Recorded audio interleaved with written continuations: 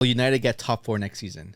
That's the real question. No. If United could go out and get Bremer, that will fix up a lot of problems in that back line because he'll probably be like a top 3 defender in the league. Yes, don't go. Come on, bro. Top three defender in the league. Top 3 defender. Who's 2-1? Bro, Bremer can't even get a sniff at the national That's team. not his problem, man. That's Brazil. Well, if you were so good, you would I think be he got called up. Let alone getting called up. I think he did get called up. Yeah, because someone got injured. Yeah, so he's there. Welcome back to another episode here with the boys at the Footy Culture. Let's start things off here with the FA Cup Finals, boys. But before we get started with that, I want to make sure we get everyone here shown. James behind the cam, I'm about to sneeze it up. You good? About to sneeze it up. Hey, Yeah, I was about to sneeze. how's it going? Yeah, I was about to sneeze, but I'm back. I'm back behind the cam, He's behind the cam today. feeling good. We got the boys on the couch here. Chris, Matt, and our boy JP. He's back. He's back, boys. And you know why he's back? FA Cup champs, man. It That's- feels nice. Feels Possibly the best team in the Premier League. JP only shows up when United do well. And I'm here having to feel it week in, week Low-key. out. I mean, how often are they winning trophies, right?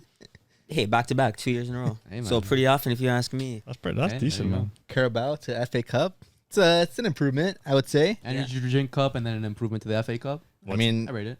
FA Cup, would you guys say is one of the harder domestic cups to win? Top 5 leagues? I guess. Yeah. I'm going to say yeah, just because we won it, to be honest. Yeah, maybe. I mean, maybe like a super cup where it's like the first place team versus second place team. If you count that as a cup. Yeah, but are those played more at the beginning of the season? Right? When that kind of things are still kind of soft, nothing too crazy.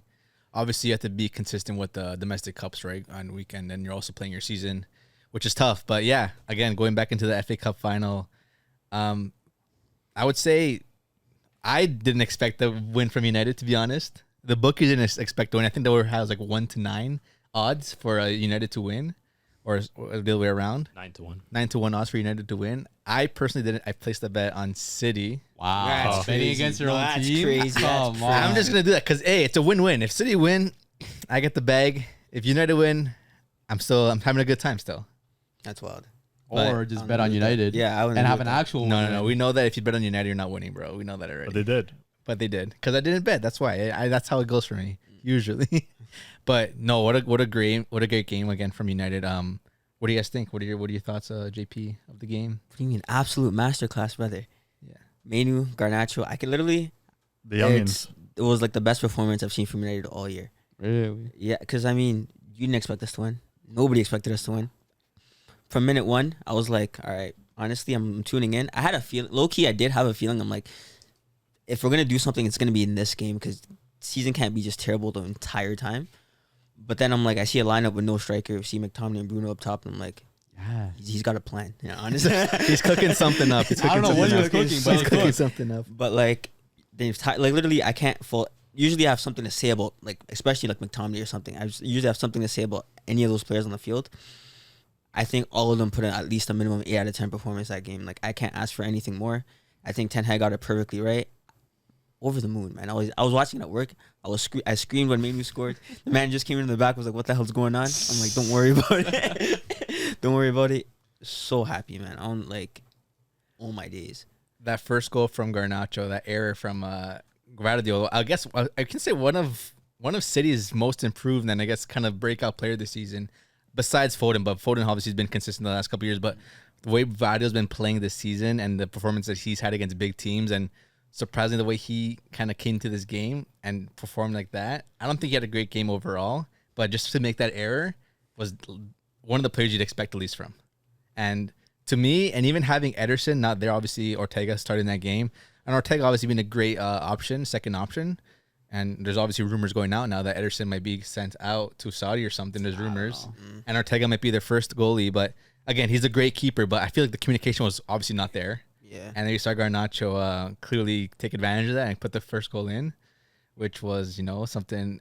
Again, you think okay, like it's a goal, like it's an error, but City are gonna bounce back and start pressuring high, getting those goals. But then second goal came. Second goal. Well, that ball from Rashford, that ball from Bruno. I think that ball from Rashford was the best he's done all season. Yo, that was And that's all he had to do. That was nuts.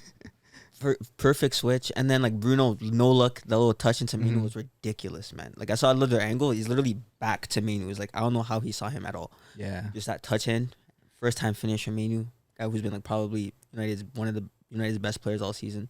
It's kind of poetic in a way because like everyone's like, oh, wait till Mainoo comes in, he's gonna change United. He comes in, throws in like a 7 out of 10 performance every game, and then scores in the FA Cup final. It's like, can't ask for anything more. No, it was a great play, obviously, from Rashford's first initial pass to then Garnacho's control, and then even Bruno. I thought Bruno was going to shoot that. Bruno was the type of guy to shoot that, going for a goal. On that too. But for him to look for that pass, and obviously Mainoo being onside, again, great goal. And then from there, like, well-deserved. I think, like, United were playing well. They were getting their chances. They weren't playing as defensive as they have been during the season. Surprisingly, this game, I don't know what Ten Hag was doing. Is like all or nothing kind of thing. Like go out there and play, and like they were playing well. Even Amrabat, although he obviously didn't have the best season of his career, and I think he didn't play that great this game either. But he played well off of Mainoo, so yeah, I think they did well. And then even the defense too with Varane and then with Martinez, like obviously the best partnership we've had all season. Like that's in our team. Yeah, the best partnership, and like. It shows why, with them two together, why we have such great performances. Because when you're playing Evans, tossing Evans in there, when you're tossing Maguire in there, tossing Casemiro in there, Casemiro's even on the team this game. Shaw. Like, you know why we have those performances. You know why we concede goals and why we lose.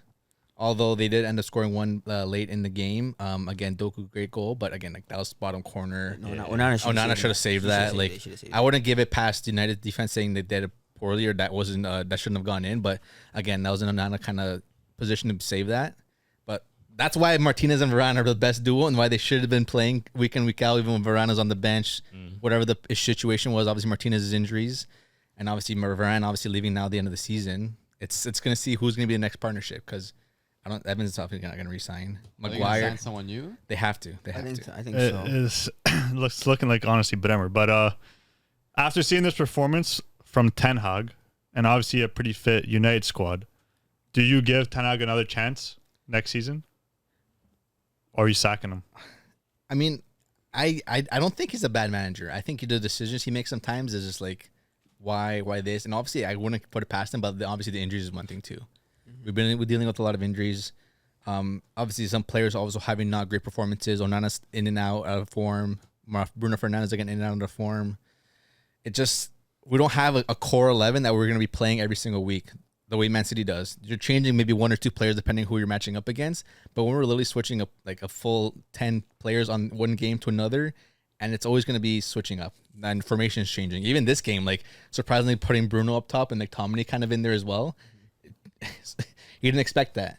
And it worked. Maybe he's trying to get things together now with some of his tactics, and he knows that he has to make some big changes next season, some big signings. And luckily enough, we're obviously going to be playing in the Europa League now. So that's going to bring some eyes to some players and get some decent signings. That's pretty big for you guys. Which is massive. Again, if we didn't win this game, like we would be probably looking the same for next year with the same players, looking really not many players coming in that we can big signings. But again, maybe even Ten Hag would have left if they would have lost the game already, right? But I think he does know what he's doing. It just the injuries. I think he just needs to kind of find his solid 11 and then obviously work from there. And the players need to step up. Players like Rashford not performing at all season. It literally came down to the last game for him to like show what he's capable of, and we know what he's capable of. If he does go to another team, different league, we know what he's capable of. A lot of teams, a lot of players know what he's capable of, but it's just one of those seasons. Same thing with Nana. I think that Nana even mentioned it about Rashford too, saying like he's a great player, but we have those moments. Like even he mentioned himself, like United's not an easy team to play for, and it's gonna happen. Sometimes your career just gonna have some brown spots, dark spots that you have to just bounce back from, which I think Rashford can definitely do next season, but he just needs to find his core 11. See, with me, like you guys know, I've always kind of like been Ten Hag in. Even when it was bad, when it looked terrible, I was always Ten Hag in. But like to kind of play devil's advocate, I wouldn't be surprised and I wouldn't be too mad if he was gone, because if you realistically look at the concept of the whole season, we finished in 8th, we finished below Chelsea, -1 goal differential. Like most shots conceded per game in the league, other than like Sheffield United, who are the worst defensive team in the league. It's when you look at like the whole season, it's kind of hard to put an argument for Ten Hag to stay. But then, like Dan said, so many injuries. Like I'm pretty sure, like our best back four played like maybe 4 games together all year. Like Martinez was gone, Shaw was gone. We had no left backs for like the entire season, and then we're throwing Casemiro back there, Campbell back there. So like when you don't have like your starting, especially back line specifically, when you don't have like a structured back line, it's hard to get everything going properly. But at the same time, I'm still gonna say I'm still Ten Hag in, just because. I mean, 2 years. You're wishy-washy, eh? What do you mean? I've been Ten Hag in. No, most times. there was a point where you were Ten Hag out. I was kind of Ten. No, it is. I said I was looking at him just because his signings is like it's because the things you can blame him on were like his signings, the way we were playing. Like even if you look at the FA Cup final this time, how many of those players were his signings that were playing? Onana, Martinez, Amrabat, who else? Everyone else was already at the club. Yeah. Like McTominay was already there. Mainoo came from the academy. Garnacho came from the academy. AWB was there. Dallo was. These are players he didn't bring in. None of these guys are his signings. Anthony was where Anthony didn't see the field. That guy should never see the field. So I'm like, when it comes to like signings and like decisions like that, I can see why you can be Ten Hag out. But me personally, I wouldn't mind seeing him stay another year. Do you think if another manager was in his position, he would have been playing players like Garnacho and Mainoo? You think they would have broken out of the academy or this? I know Garnacho was playing last year, but even a player like Mainoo, you think he would have seen minutes this season if it wasn't for Ten Hag? Depends on who you're bringing in, though. Yeah, but the thing is, I seen like Mainoo was always gonna come in next season. I mean, this year, because even after like the Carabao Cup win last year, you saw him literally after like the trophy lift, he was talking to Mainoo saying, "Yo, this is gonna be you. We're gonna win things together. We're gonna do things together." So I think he was already in his plans to bring in for the next season. Like he was playing in preseason, so it might be a Ten Hag thing. But at the same time, he was also a big talent from the academy. So like I feel like some of these players are just good enough, and then when you're good enough, you will get time. It's important, obviously, to have those players like Mainoo and Garnacho, obviously seeing the minutes that they've been seeing this season, and even Garnacho winning the goal of the year, like with that goal that he scored, we all know that goal. Like now coming into next year, they're gonna see almost every minute of every game coming in. They're gonna see those senior minutes, and they're gonna start seeing, I think, some of the best results that you're gonna get next year because of those players like that. Couple more signings again, like another center back, another fullback, because you can't have Dela playing left back anymore, right? Even though Dela was player of, I think he's United's player of the season. Players player of the season. Yeah. I think player of the season was Fernandez. Player of the season was Dela. Oh. But again, he had one of his best seasons, Yeah, and I would've said I he don't was see our I don't best see him playing behind Cancelo in the Euros. I see him starting over Cancelo, and Cancelo maybe play on the left, but even then, like starting straight back for the Portugal national team. I just feel like we'd still need a midfield replacement to accompany Mainoo because Amrabat's not going to be there. Eriksen's again not going to be there. McTominay is not consistent. Casemiro looks like he's leaving. It's finished, bro. And then we need another stronger winger. Like, if anything, I would rather have kept Alanga over Anthony. You know what I'm saying? Like, there's decisions we could have made. Diallo is here, And man. okay, no, for sure. Yeah, yes, I forgot. Diallo is obviously a player that we saw in the last game, not this one, but before when they faced Newcastle. Great performance. And I think you got 2 GA that game.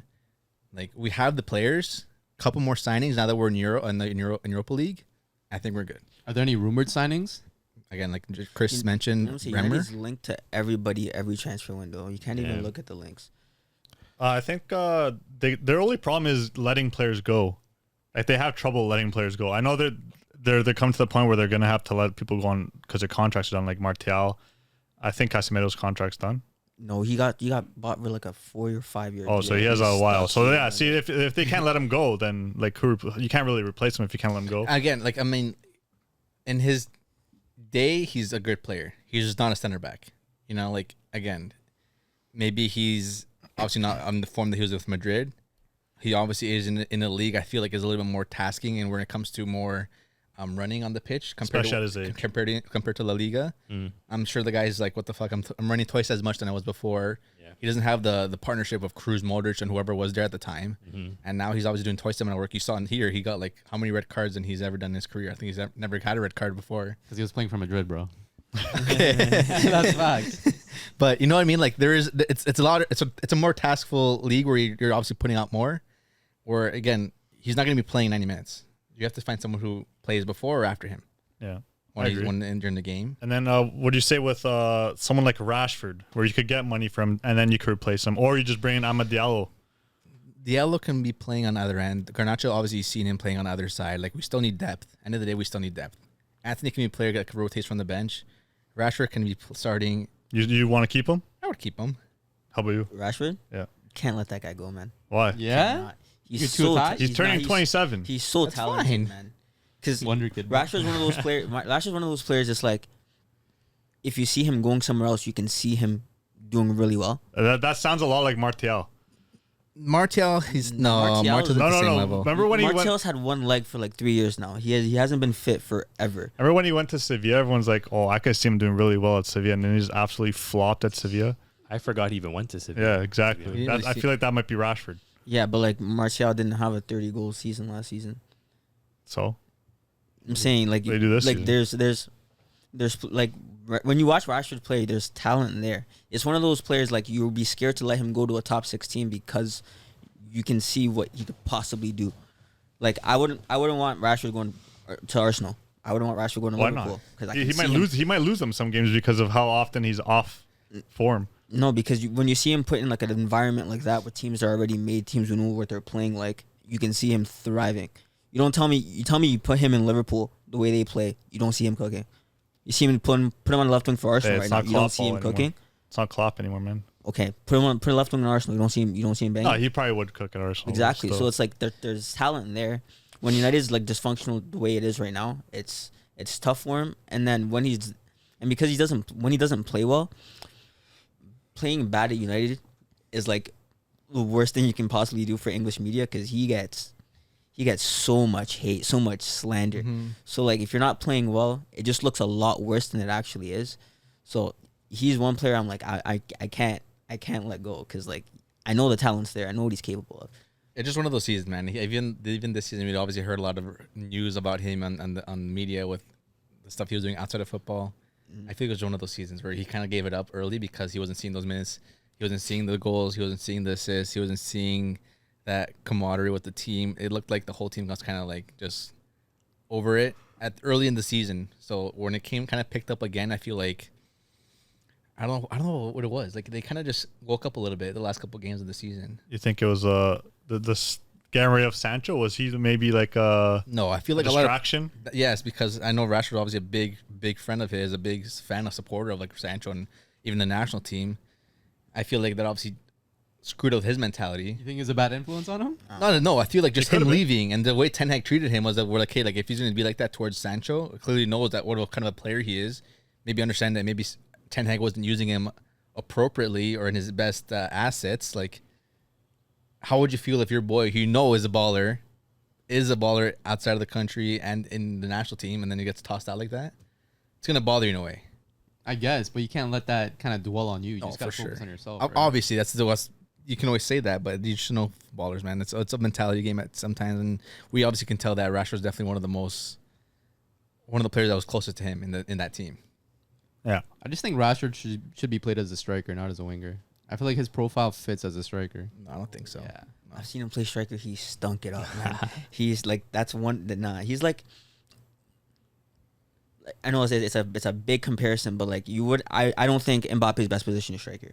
No. Me neither. But like it seems like the way he plays, the profile of the player he is, he It's- could play striker.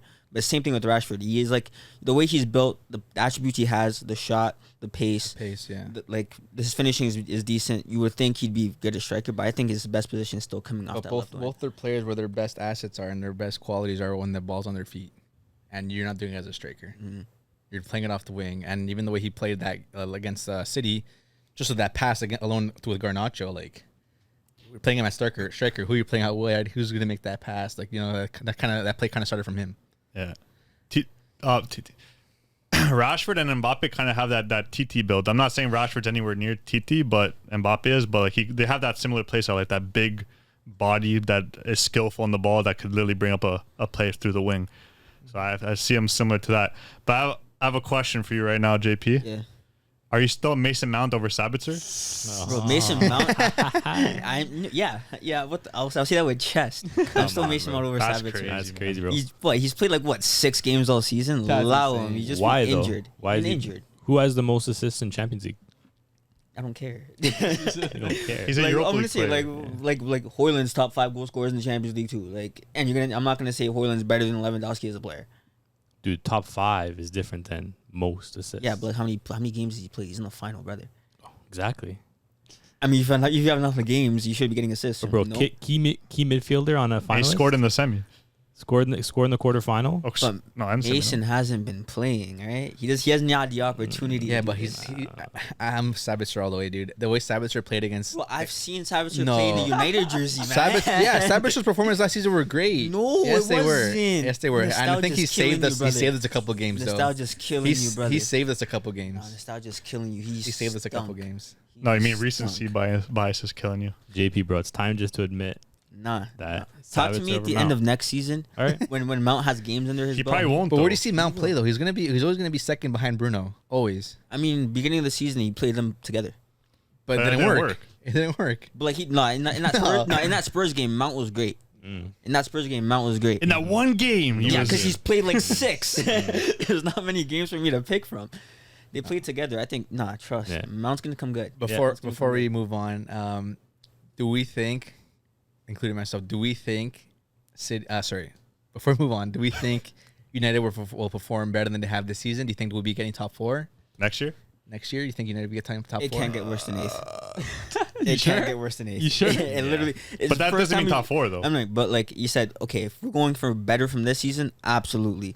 I Because hope it so. doesn't get worse. Than I hope We so. hope that they'll get better. But the question is, will United get top 4 next season? That's the No. real question. No. With the team that they have now, with a couple more signings, I see 3-4 players coming in. 3 players coming in. Well, I would say who? 3 key players coming in But who though? because of that poll that we got from the Europa League now. But with some 3 key signings, do we see United get top 4? I don't know what key signings they could make. Like, who's really wanting to play Europa League right like that? You know? Well, Bremer. If Bremer gets Yeah. the bag, Why are they staying at Juve, man? no, that's I heard smoke and he mirrors. might not be, man. Apparently, Juve only has a 40 million transfer budget this year, and the only way they could spend more is if they sell players, and that's gonna be Bremer. He's gonna bring in a lot of money. He's 60 to 80 million. So, if United could go out and get Bremer, that will fix up a lot of problems in that back line because he'll probably be like a top 3 defender in the league. Yes, don't go. Come on, bro. Top 3 defender in the league. Top 3 defender. Who's in the 2 and 1? league. 2 and 1, Van Dijk if he's there, And No, all he City's said back Brown. line. and all City's back line. No, and probably Dij.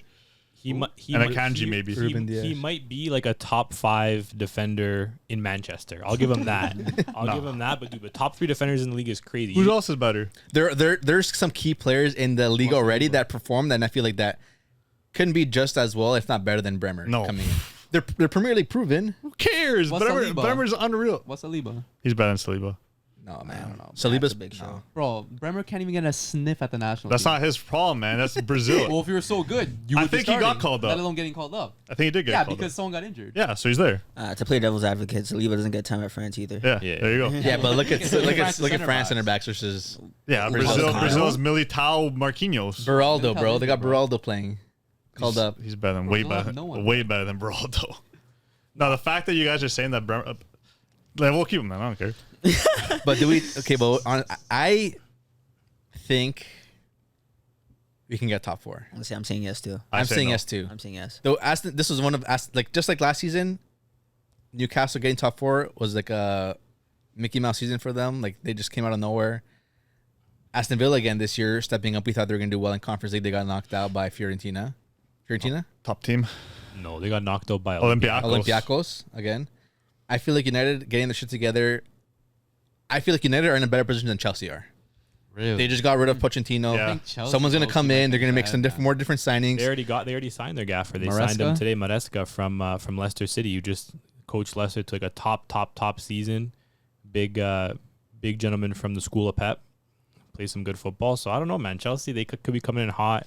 That new gaffer bounce. Chelsea Man. might be a sleeper. They might man. be a sleeper. We say that every single season, and then they bring players in, bring We players did say out. that this year. Okay, but what were you guys saying last year that United would finish? Oh, I said. He I said first. No, I didn't say first. I said Yeah. Arsenal was win the league. Yeah, I said how United coming in third. yeah. I think I said 3rd or 4th, obviously.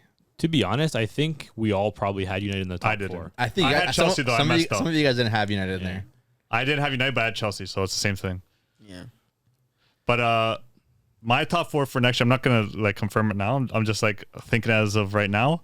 City, I think Liverpool will get back into top 4 next year with the new gaff. They're already in top 4. No, right? next year. I They're said. not getting. Oh, okay. I thought you meant get back in like. Oh no. Like they're out of it now. So those two. Yeah. Arsenal. And then I want to say I think Newcastle's going to come back next year without all these injuries that they had. They had a shit ton of injuries too. But there's also gonna be a lot of players going out. I feel like apparently they Isak, have to leave. They have to sell players. Apparently, Apparently Bruno G might leave. Okay, so G- if that happens, Isak's gonna probably leave. Like there's gonna be some players leaving. okay, bro. if that happens, then I'll change that. I also heard Villa is going to be hot in the transfer market this year. They just re-signed the manager. What's his name again? Emery to like another 5 years or something like that till 2029. That's wild. Trust. So they said they want to build it around his philosophy. So we'll see. I think they'll be strong again next year. But top 4 for United, I don't know. They were bad this year, man. they're just sneaking into 4th. I'm telling you. No, they're not gonna be 4th. They'll Sneaking into 4th. top 6, but not They're sneaking 4th. into 4th. I think 5 or 6, man. Fourth. I think they'll just try to sneak into that 4, but they'll end up like 5, maybe. Like maybe like 1 or 2 points off. 4th. I don't know, because it's gonna be City, Arsenal, maybe the pool, and then maybe Chelsea sneak a 4th. Even Chelsea could sneak in. 4th. No, I want to give it to United top 4 because I feel like this season was kind of more another transition season for them with some of these signings they made. It's just gonna come down whether they keep Ten Hag or not. I mean, they And- probably will. How long has Ten Hag been here for? 3 years? 2. 2 years? Second season. Yeah. So Second season, 2 trophies. I'll take it. yeah, that's Yeah, United it's FA not- Cup champions 2024-2023 season. Obviously hope we see that repeat again next season. But moving on now to the Premier League Premier League Best of. best of End of season end of season awards from the footy culture. We saw Foden get MVP of the season, player of the season. We got Cole Palmer get young player of the season. We got Haaland get top scorer, obviously. But who did you guys think was deserved for Premier League player of the season? Or Obviously, who's our player this season? who do you guys have as Premier League player of the season? Do you guys agree, disagree with the Foden pick? Foden is, it's hard to go against Foden. I think Cole Palmer is also a close second. But I think you mentioned this earlier, Watkins. He got like what, 4th? I think he got like 19 goals, 13 assists. That's absolutely unheard of for a big striker like him. I would probably give it to him, to be honest. Ollie Watkins, and they made top 4. So I don't know. A lot of Villa fans apparently on the TL are saying that like not even Watkins would be their top player. A lot of people are Crazy. saying Douglas Luiz is like kind of like their he's unsung hero. talented They're too. like the glue to the team, and Watkins was just kind of getting like the juice because he was scoring, right? he got a lot of assists. Yeah, 13 assists. Yeah. Yeah. I don't know if he just like just sweating it, but like It's gonna always come down to the team that kind of won that trophy, right? Champions again for the 4th year in a row. Coming really short, really, that last game of the season against Arsenal. If Arsenal would have won, I would have maybe said they would have maybe given it to Saka, because I think we even mentioned that Saka got the best performance of the season in terms of second highest rating on who scored. who scored, some other You apps. got to use your eyes, though. Yeah, I would man. not I know, no, for sure, you got to use your eyes, but like based on the ratings, like obviously how they perform in matches and whatnot, goals, assists, whatever they get. If Arsenal won the league, the debate would be there. If Saka got it, I don't think we would be like, did he deserve it? We would have said yeah. if they won it and Saka played in the last game, because he missed the last game. If they would have won it without That's Saka, crazy. maybe. Man was ducking like Jude last season. Yeah. Right? Yeah. But I definitely go with Foden, man. The way Foden's performing this season is breakout year with obviously starting that right wing role, almost even coming really close with like matching Haaland with his goals, like just scoring goals outside the box, being a clutch player, scoring those 2 goals at the last game of the season. You know he's always going to score those goals. Yeah, Even he's some free kicks he's here got and a there. banger in The him. assists that he creates, like he's become one of England's most scariest attacking threats.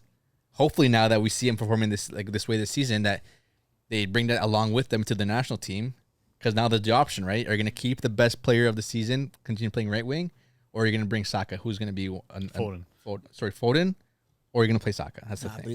you gotta put Foden inside though. Like on paper, he's playing on the wing, but if you watch, like Guardiola's been playing left wing basically. Yeah. And Yeah, then he Foden- has like a free roam. and then he's like inside with the KDB. You gotta throw him in the middle of the field and let him work, because he's probably one of the most creative players England have in general.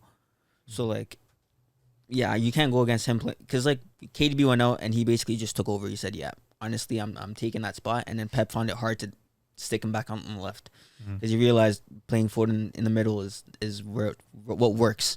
So Foden winning player of the season, simple. I think there's no argument against it. 19 goals. That's crazy. Like 20-something GA. Like, Yeah, like it's it's ridiculous, right? I think probably 30 at this point. To be honest, I have to double check. He's just going nuts. 27. 27. But again, like for a player, again, not I guess at a young age as well, but he's just been so well established in the league now. Like he's been playing how many years with the City. first Man City's first team. Like he's kind of kept this position, and he's going to be a big staple for their team in the future. And then obviously hearing rumors that maybe Grealish might be going back to Aston Villa and whatnot. Like he's always going to be a big part and big asset to that team. Kevin De Bruyne, he's going to be here much longer, right? So it definitely does deserve from Foden for sure. Low key for me, might be a weird shout, but Cole Palmer, bro. Cole Palmer literally carried that Chelsea team, bro. Like if you take away Foden from City, they're still winning. I think. No, that's tough. That's You tough. take That's away tough. Palmer from That's tough. Chelsea? No, not this season. Not this season. Not this Not this season. season. Yeah. They No, probably last would. season Haaland will carry the team and score you goals to win games. Haaland was ghost a lot of these games. These games this season He was top scorer. because he's probably scoring 3-4 goals a game, but no, he's not performing week in week out. Foden is performing week in week out. Haaland was like a sleeper kind of. Like he would get like a goal here and there every week, but he still ended up top scorer. Yeah. Can't really go against that. Mm-hmm. But man, like Palmer, bro, this guy had like 40 GA, bro, carrying a dead Chelsea 33. side. I saw 40. Maybe all I think all competition. comps. All Yeah. comps. Oh, All I thought we comps. were talking Premier League. Yeah. But even then, Yeah. nearly 40 for Yeah. what? Teenager, damn near. Like, if he wasn't playing for that Chelsea side, I don't know where Chelsea would finish. No, they would have been I don't know where they would finish, Yeah. bro. 12th. We saw a player like Nico Jackson, who was probably the worst player for Chelsea that season. Yo, I'm a big fan of He's Nico. Don't. You're a big I'm fan of a Nico? big fan of Nico Jackson. bro. Really? He stinks. When it Bro, clicks, he- when no, it no. clicks, You that know guy's what? gonna be a You monster. know what? it. It makes sense now. The whole Sabitzer Mount thing. No, I get it.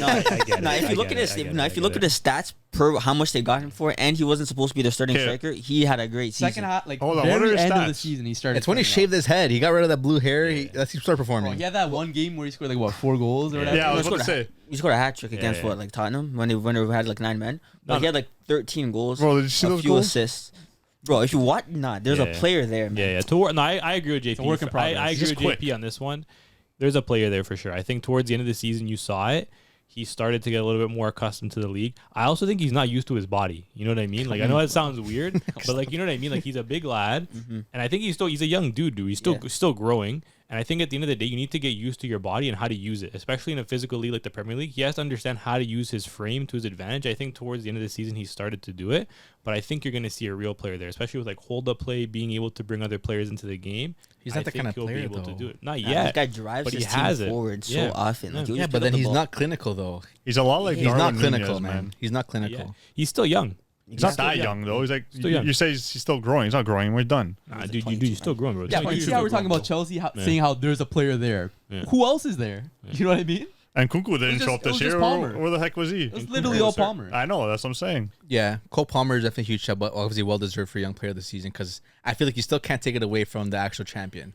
No, You have for to give it to sure. the champion. So For sure. Cole Palmer, obviously the way he performed, again another player who do we see playing in the national team because there's so many players playing in his position. He's got Should. it. He's got to, but bro, you got can't it, be playing 6 attacking mids Stop in thinking the they in the having a attacking forward headache, around. man. It's gonna be Harry Kane and like 6 attacking mids, whoever it is. It's definitely a big shout. But again, I'm definitely taking Foden and obviously Cole Palmer the way getting the young player of the season for sure. But who do you guys have as more that breakout player for you this season? Breakout. Who really That's impressed cool. you? Who's really you know? Bro. That's Cole Palmer. Because Yeah. even me at the beginning of the season, I was like, yo, Chelsea's signing this guy who hasn't played a full Prem season for 40 mil. What the hell are they doing? And then bang, 20 goals in the league. He was fighting Holland for a top goal scorer at one Yeah. point. I'm like, that's insane. I'm like, I had to hold my hands up. Because I'm like, damn, you proved me wrong. Because literally, I don't think anybody expected that kind of No. output from him. Nah. Like, we all knew you came from like the city, like you came from City. Usually players who come from the City Academy, you can tell they're good. They're taught well. They have the footballing IQ, but he was incredible. Yeah. Like nobody expected him to come in and just literally just take over this Chelsea team. Carried, bro. Like he became Chelsea, and it was wild. So if it's gonna be like breakthrough, I don't think it's hard. It's hard to look past him. I got a better one. You can't. I doubt it. He's a number 10, He's a former Barcelona player. Ansu Mane Fati. All right, relax, bro. Breakout player of the year. Relax, bro. Unreal, You dude. wish you had a wonder kid on your team, bro. That guy I do. sucks. Yo, these, dude. Yeah, okay. I'm gonna put my flowers into Kobe Mainoo. Again, another show. player who proved that he was obviously one of the best when it came on to play. Being first name of the team sheet in several games, even though he stepped up in the FA Cup final, scoring big goals against throughout the year. The last goal he scored again, obviously against City. He just again his breakout season and already seeing minutes in the national team and being a starter there. Like I don't see him not starting for the Euros as well for this national team. You could probably throw Garnacho in there too. But Garnacho is also again another breakout season, but he kind of broke through last year. I think this was like his official breakthrough though. He didn't really break through last year. Like he had a couple good games here and there, but this year like he was consistent. Mm-hmm. Again, even if Garnacho performs even much better than he does this year, next year, right, he's going to continue growing. But just the way Mainoo was able to come to this team and kind of make that midfield kind of his and kind of show what level he's at compared to an iconic player like Casemiro, who's came into this team, well established, holding mid, big player, big name, and I feel like Mainoo performed way better than him this season. Did you see what obviously. Scholes said about Mainoo? Yeah, I seen that. Saw that? What Like is at that? 19, there's no comparison. Mainoo's 10 times the player I was at 19. Really? Yeah. That's Yeah, crazy. but like Different player, different profiles, I think, too. he's got to reach the peak though. Does he have the Yeah. potential to reach the ability of Paul Scholes? Yeah, I think so. yeah. For what he's doing now, playing in one of the toughest leagues in the world, I feel like he's already kind of looking into that kind of path. Yeah, It just needs to have the strong core around him, and I feel like he's gonna be a big part of it. So And the right people guiding him. Yeah. yeah. I feel like Casemiro might be a good guidance for him too. Obviously, being a holding mid and playing next similar position, but I see goals coming from Mainoo too. He's a player that can perform on both sides of the pitch, and the way he's able to perform, tackle, score goals, and whatnot, like he's talent. He's a talent. Young guy too, right? So he's still a lot to learn, a lot to grow, a lot to develop at his age. So I think only positive things from here. I got a quick question for you guys here. I know we talked a little bit about Diallo earlier, talked about Garnacho, talked about Mainoo, didn't talk a lot about Højlund, but do you guys think United have the best young core in football right now? Yes. Yes, it's that picture, dude. You see Yeah. them celebration after that picture, bro, when they're sitting on the advertisement boards. You guys love the PR. Garnacho, Love it. I love it. Mainoo, Injected, bro. Højlund, and then tossing Diallo in there. That was a hard pick, I can't lie. One of the hardest pick I think this season, and then it's hard to say because like I don't really see much other teams like using their core like that. Obviously, City having their established players, they're not really playing that young player like Rico Lewis. He's had his games here and there, but it's kind of him on his own. They have their team already, but you have like these 3, if not 4 guys who are going to be important for United's season next year. Big part of that team. Chelsea maybe. Chelsea's whole their team's average age is like 24. Yeah, but they suck though. They're not that bad. Like, if you go Cole Palmer, Madueke is a talent. The Sassy's good. Man, I wouldn't give it to No. Madueke. Yes, they are. Yes, No. Gusto's good. Okay, I'll give you Malo Gusto. The team, all the players I just named No. have been good. I think you Yes. can say Chelsea in a couple years because they do have some players coming in, like Kendry Baez coming Yeah. in 2 years. Apparently, Estevao is going to be coming in too. But man, that's the thing. Like Other players out on you'll loan. always hear Chelsea and the next player coming in because they obviously make all these big signings, hoping they bring. I obviously hope that Paez has a great performance and comes into the team. But is he going to see minutes? Because there's always going to be He's talented, competition yeah. there. There's always going to be competition there with some of the next young talent coming in, the next young purchase that Chelsea are going to be doing. They're going to keep getting young talents, and the same thing with this Brazilian player. Like, is he going to break out? Are they going to be using the young core that they have, or they're going to start buying players now? And if they want results now with a new gaffer, they're going to start signing players. I don't see this new gaffer coming in saying, "Oh, we got Kendrick Pies coming in 2 years. This guy's coming in 2 years. We'll wait till they come in to see how things go." No, they need to start making signings now.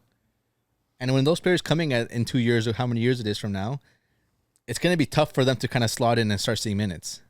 No, like nothing against them, but they're obviously quality players. But if you're going to start seeing a team that wants to get results now, like Chelsea, you can't expect Chelsea to be mid-table or above mid-table the next 2-3 years until they get these players coming in. It's tough. I mean, if you're good enough, you play. We've seen Xavi do with the players he has at Barca, right? Like a 16-year-old, pretty much leading the attack. Yeah, but those guys, 17-year-old at the back those too. guys have been in the academy already playing that football from how old? They're coming from South America, different football, And then when they join the team, they're not going to start seeing minutes right away, man. They're going to be in the academy for 1 or 2 years. Maybe. By the time they're 20, 21, they're probably going to break out. Like, that's why some of these players like Kubarsi, Emma, when they're playing for Barcelona, they're already in the academy. You can toss them in there. They already know the system. They already know these guys. They already know how they've been playing through week in, week out. They're already having some training sessions with the guys where you can't see these other players coming in and expect to have some training sessions. It's going to take some time. I mean, trust the process. That's what Madrid did with Vini and Rodrigo, right? But you're comparing teams like Madrid, Barcelona, who obviously bring their talent in early, where now you're bringing Chelsea, who brought in talent before, Paysan, Oscar, all these other players. Like, you bring this talent from South America, but when they come here, they're sent right away. Different owners now, though. Even freaking, what's the other Belgian players they have before? That's the name again? Masunda. Like, Masunda. bro, they've had countless of players go out on loan. Borja, another player who, again, big talent, but never saw minutes. Yeah. Chelsea are under different owners now, and I think that whole kind of thing that they did with Vitesse, that kind of got like investigated for being kind of. Yeah, but they're still bringing players in that I don't see you're gonna see that many minutes, man. I feel like today's football, if you're gonna bring a top talent that's young, you gotta get them early, or you can bring them to your academy. Because if you're bringing in players from South America at 16, 17, but they can't leave until they're 18, I feel like you're kind of cutting it close. Because there's that English talent already there performing, and it's already having that kind of system already brought into their style of football. Yeah. Like, that's why I feel like English footballers now are going to be seeing a lot more, because some of this South American talent can't come in until they're 18 years old. And by 18, 19, you're already seeing minutes in the first team, especially if you're English. I mean, and if you're top talent. Who? Kobe Mainoo. Besides him. Mainoo. Garnacho was there way earlier. That's why he's been playing so many minutes. He was brought into the academy early in the A's. Yeah. Where he didn't have to wait, right? Like, there's players that are coming in that are already part of the system and playing in the English football that are able to see those minutes. But you can't. It's hard. It's gonna be hard for the South Americans or any of the players coming in later in their careers. So with this academy stuff, do you think that more teams? I don't know if the Premier League's allowed to have a second team in like a lower division. Because I know a B team? No, you can't, because there's so many clubs. Yeah, in I was England, gonna say the Premier League kind of lacks in that, because you see in the Bundesliga, Bayern, Dortmund, they all have second teams. Juve, Barca, but Real, they all have second teams. So they're getting game time against like grown men already, in like let's say the Seria B, because Juve just got promoted to the B team got promoted to Seria B now, so they can send their youth academy players to go get that experience in the Seria B. And then when they bring them in, they're already ready. So I feel like the Premier League kind of lacks in that, because the only experience that they get is either throwing them out on loan or against youth academy, which they're only playing against other youth players, which that's England's experience. Biggest thing, right? There's kind of their youth system where it's kind of the U17 Premier League, U17 Champions League, U17 FA Cup, whatever it is. That's how they get their minutes, but it's going to be tough. I feel like the English talent is going to start growing more and more because of the way this whole ruling is with bringing the players in when they're 18 or something like that. But back to James's question, Yeah. I think United does have the best young talent core. Because if you give Ahmad the time next season, I'm seeing it right now. You're going to talk about him like you talked about Cole Palmer this season. And then when Højlund stops wrestling the center backs, there's a player there. And then Mainoo's already shown in a dysfunctional midfield what he can do. And Garnacho's been putting up numbers in the last 2 seasons. He can literally only get better from here. JP's got a dream, eh? Yeah. I do.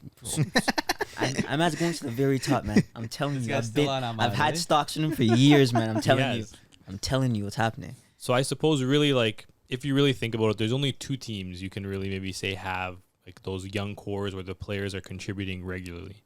Barca and United. So I'm going to ask you guys. You guys can choose one young core, Barca or United. So you're thinking about, maybe like a Gavi, Kubarsi, Yamal. Then you're thinking about, not Palmer, Mainoo. You're thinking about Diallo. You're thinking about Garnacho, Højlund. Who are you guys taking, the United young core or that Barca young core? I'm going United. Those players are damn injury prone, bro.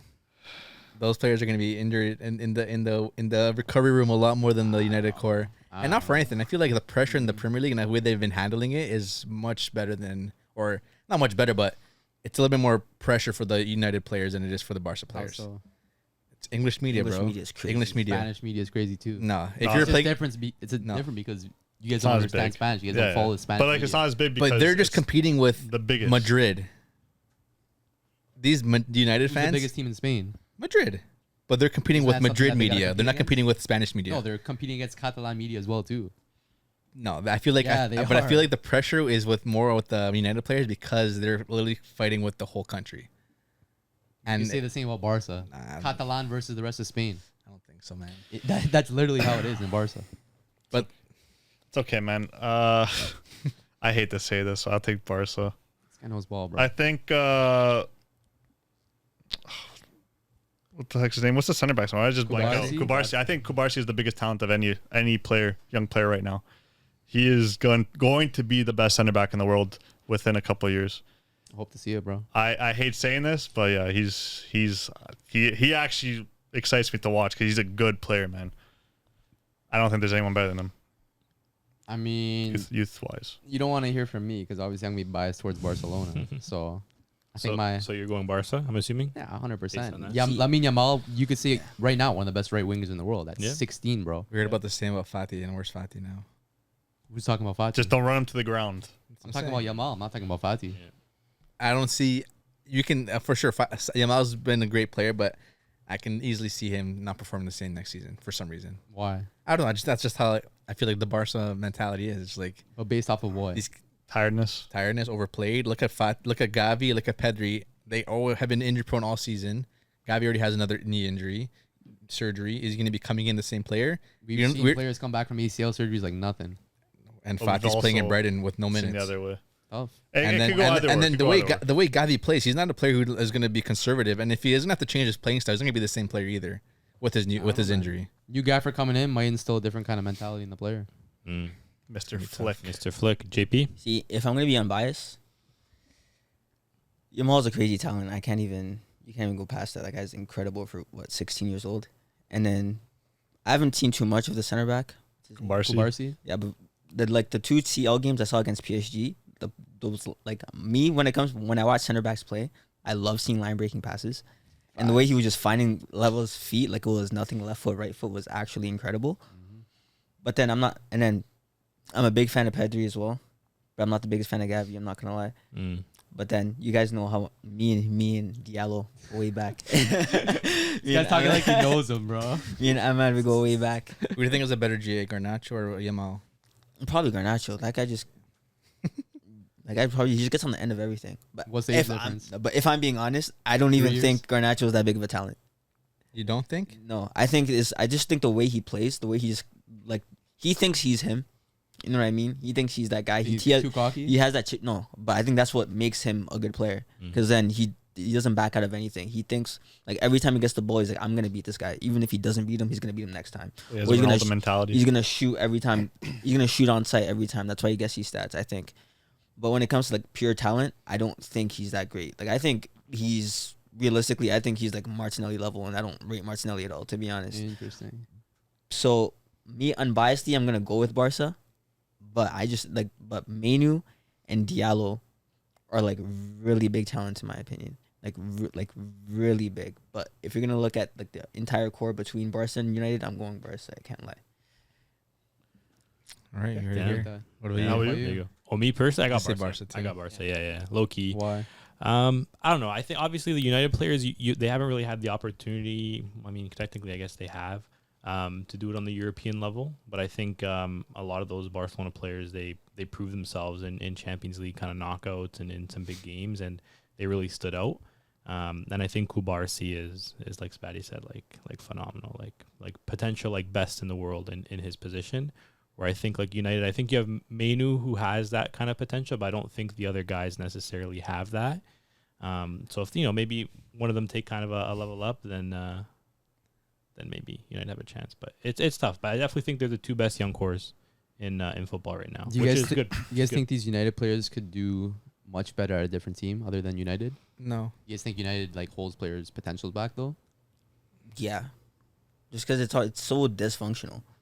Like look at how many managers we had in the last few years. How many different styles of plays we've had in the last few years. If it's more like a set structure and you know what's expected from you, it's a lot easier to play well. Because like that's why I think like a lot of the Barca players do well. Because I mean, especially if you're coming from La Masia, you're playing that way from a child, and then you're playing the same way in the first team. So you know what's expected of you. You know your role. You know what you expect, what you're supposed to do. So it kind of makes things a lot easier for you. But then like me, like it was so surprising how well Mainoo did in our midfield like this year, because if you watch, the gaps in midfield are incredible. Like Casemiro was off it this year. He's playing next to Amrabat, who's completely off it this year. So when you're thrown in an environment like that, it's kind of hard to do well. Yeah. I feel I'm gonna say otherwise because I think that players coming into the United team find it more difficult than the players that come from the academy because they already have that. Okay, I'm playing for United at a young age, already growing there, playing the academy. Like, it's a big, it's huge playing for the academy already for United, and then finally signing for the first team. I feel like the pressure's already there. You've had the pressure on you for some time now, and obviously being one of the biggest academies in the country, you're already in the press at an early age, and you're always going to be already kind of a name for yourself at an early age. Where when you do kind of have that breakout season, breakout moment, you don't really feel that much pressure from a player like that is coming in and having that is able to adapt as much because we've seen players come into the United team and not being able to do it, and obviously leave and perform. Even for Højlund, the way he's performed, and again, not the greatest, but we didn't expect too much from him either. He was supposed to be a starter. And the way he was playing in Atalanta, like, we didn't expect him to be bagging goals week in, week out. But for the way he's been able to come in, I feel like even the young core kind of, like, you know, putting them under their wing and saying, like, you're one of us. Like, don't feel that kind of pressure because we understand that pressure. Like, I feel like he's performed really well. Whereas a player who's, you know, if a Lewandowski went to United, I feel like the pressure would be on him hard. True. Because you're expecting that, like, goals week in, week out. Højlund, he's performed. He's not been scoring goals week in, week out, but he's had his moments. He's had his big games. And again, like even the Champions League being one of the top goal scorers. 5 goals. I feel like as a young player, you feel that pressure early on where when you comes to starting that XI, playing those first minute football games, like the pressure's not as hard as a player coming in. And I feel like it's a little bit easier for them where they're kind of on it a little bit ahead than the rest. That's on me. But yeah, moving on now to, let's say, the Serie A. Sure, man. Serie A, top goal scorer, Lautaro. MVP, Lautaro. Did you guys Best have? striker, Vlahovic. Yeah. Best goalie was Di Gregorio. And then I don't know what the other awards were, but those were the ones that were like really announced. Like, Do you guys have like a young player award or no? young player award. I don't know who got it. I haven't seen anything, to be honest, but there probably was. Do you feel Lautaro deserved the MVP? Oh yeah, he's the best player by far in the league. What about Çalhanoğlu? Yeah, he could be in the talks, but no, Lautaro saved them so many games. I mean, didn't save them games; he just won them games because of his goal scoring ability. I don't know. He took it up a level this year with Thuram beside him. He has a top class, but I want to give an MVP without using Lautaro as the MVP. So none of us could say Lautaro. I don't know how many people you guys know, but I mean, I gave mine already. Çalhanoğlu. Çalhanoğlu, yeah, Definitely instrumental in Inter's success this season, right? Him and Lautaro just cooking throughout the whole season, and despite his age too, because Çalhanoğlu's getting up there too. Yeah, still performing, right? Indeed. Yeah, so I managed to find it here. So Di Gregorio did win best goalkeeper. Bastoni won best defender. So they do like basically per position. Bastoni won best defender. Çalhanoğlu won best midfielder, obviously. Vlahovic won best striker. And then Martinez won best overall. And then Xerxes won best young player. Oh. Best under 23 was Xerxes, which I think is fair. Realistically speaking, like I don't really think there's any other young players this season in Serie A that performed as well as Xerxes. He really did a good job. No, Xerxes was in that Bologna team, and that's a Bologna team that finished fourth place in the league, which realistically no one was thinking that they were going to finish in European places, let alone Champions League. So huge kudos to Motta, huge kudos to that Bologna team, and obviously Xerxes as well, who we'll probably see unfortunately moving on to a different team. Because obviously it's going to be tough for Bologna to hold on to a lot of those talented players, right? Oh yeah, that team's that's gonna be a bad team in the Champions League, man. They're losing their whole core. Didn't Brest make the Champions League? Yeah. Stab Brest, I think, in League One as well. But it's different. The Champions League is different now. There's more teams, right? Yeah. So the quality of teams technically is going to be a little bit less because more teams can make it in now. And the format's also different, right? So it's more of a league format. So it's going to be a little bit different. Who knows? For Loki. Yeah, it'll be definitely a little bit different. Just to see how it works. I just hope not these shit teams will like Not killed. a big fan of the winning format. I have to see how it works, but right now I'm not a big fan. I think Bologna's gonna get killed every game, Really? like every game. Like they're losing Xerxes, Calafiori, possibly Ferguson. They lost Motta. like they're losing everything, like everything. Yeah, it'll depend obviously how they do, right? How they obviously they had good scouts to find these players, Yeah. right? Now they're gonna have more money to spend. So if the scouts are really doing their job well, they'll be able to find replacements for these players, right? So obviously we don't know yet.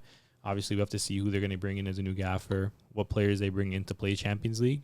Because if they replace these players well, there's no reason why they can't. Maybe even do even better next season, right? There's no telling. It's a gaffer, man. Obviously, right? Gaffer played a huge role in that team. Yeah, he did. Who do you think was Seria A signing of the season? Signing of the season? Ooh, honestly, Thuram. Thuram? To find a partnership for Lautaro. I mean, he's pretty much partnered pretty much every striker they gave him, Dzeko, Lukaku, but Thuram absolutely took Lautaro to the next level because Lautaro was always like the second fiddle to these big strikers that weren't too great on the ball. They were kind of just hold the players. But now Thuram could actually play with the ball. And that really brought out Lautaro's striking abilities and what he could actually do. But Thuram was a very underrated signing in like all of football this year. Just what he did for Inter was crazy. I think Pulisic and Loftus-Cheek deserve a shout low-key too. They've been good too. Yeah. They were instrumental for AC Milan, right? Yeah. But where did AC Milan finish? Fourth? Second. Second? Oh, they did.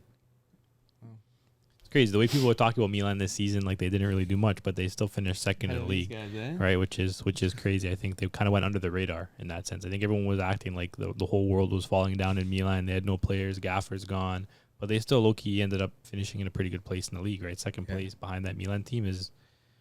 You couldn't really do any better because that Inter team was insane, right? But those are good shouts for signing of the season for sure. Do you think Inter Milan will now continue their run of scudettos in the next couple of years because of the form that they're in? I feel like even their core of players, they're not really making too many changes. Whereas I feel like a team like Milan will be doing a lot of transfers.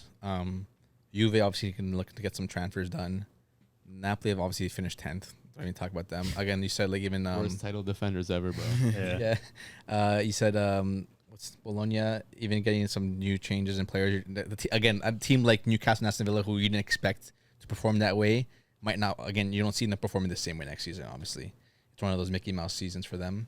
But do you see like these teams, even Atalanta, a team like Atalanta who ended up winning the Europa League against a team like Leverkusen?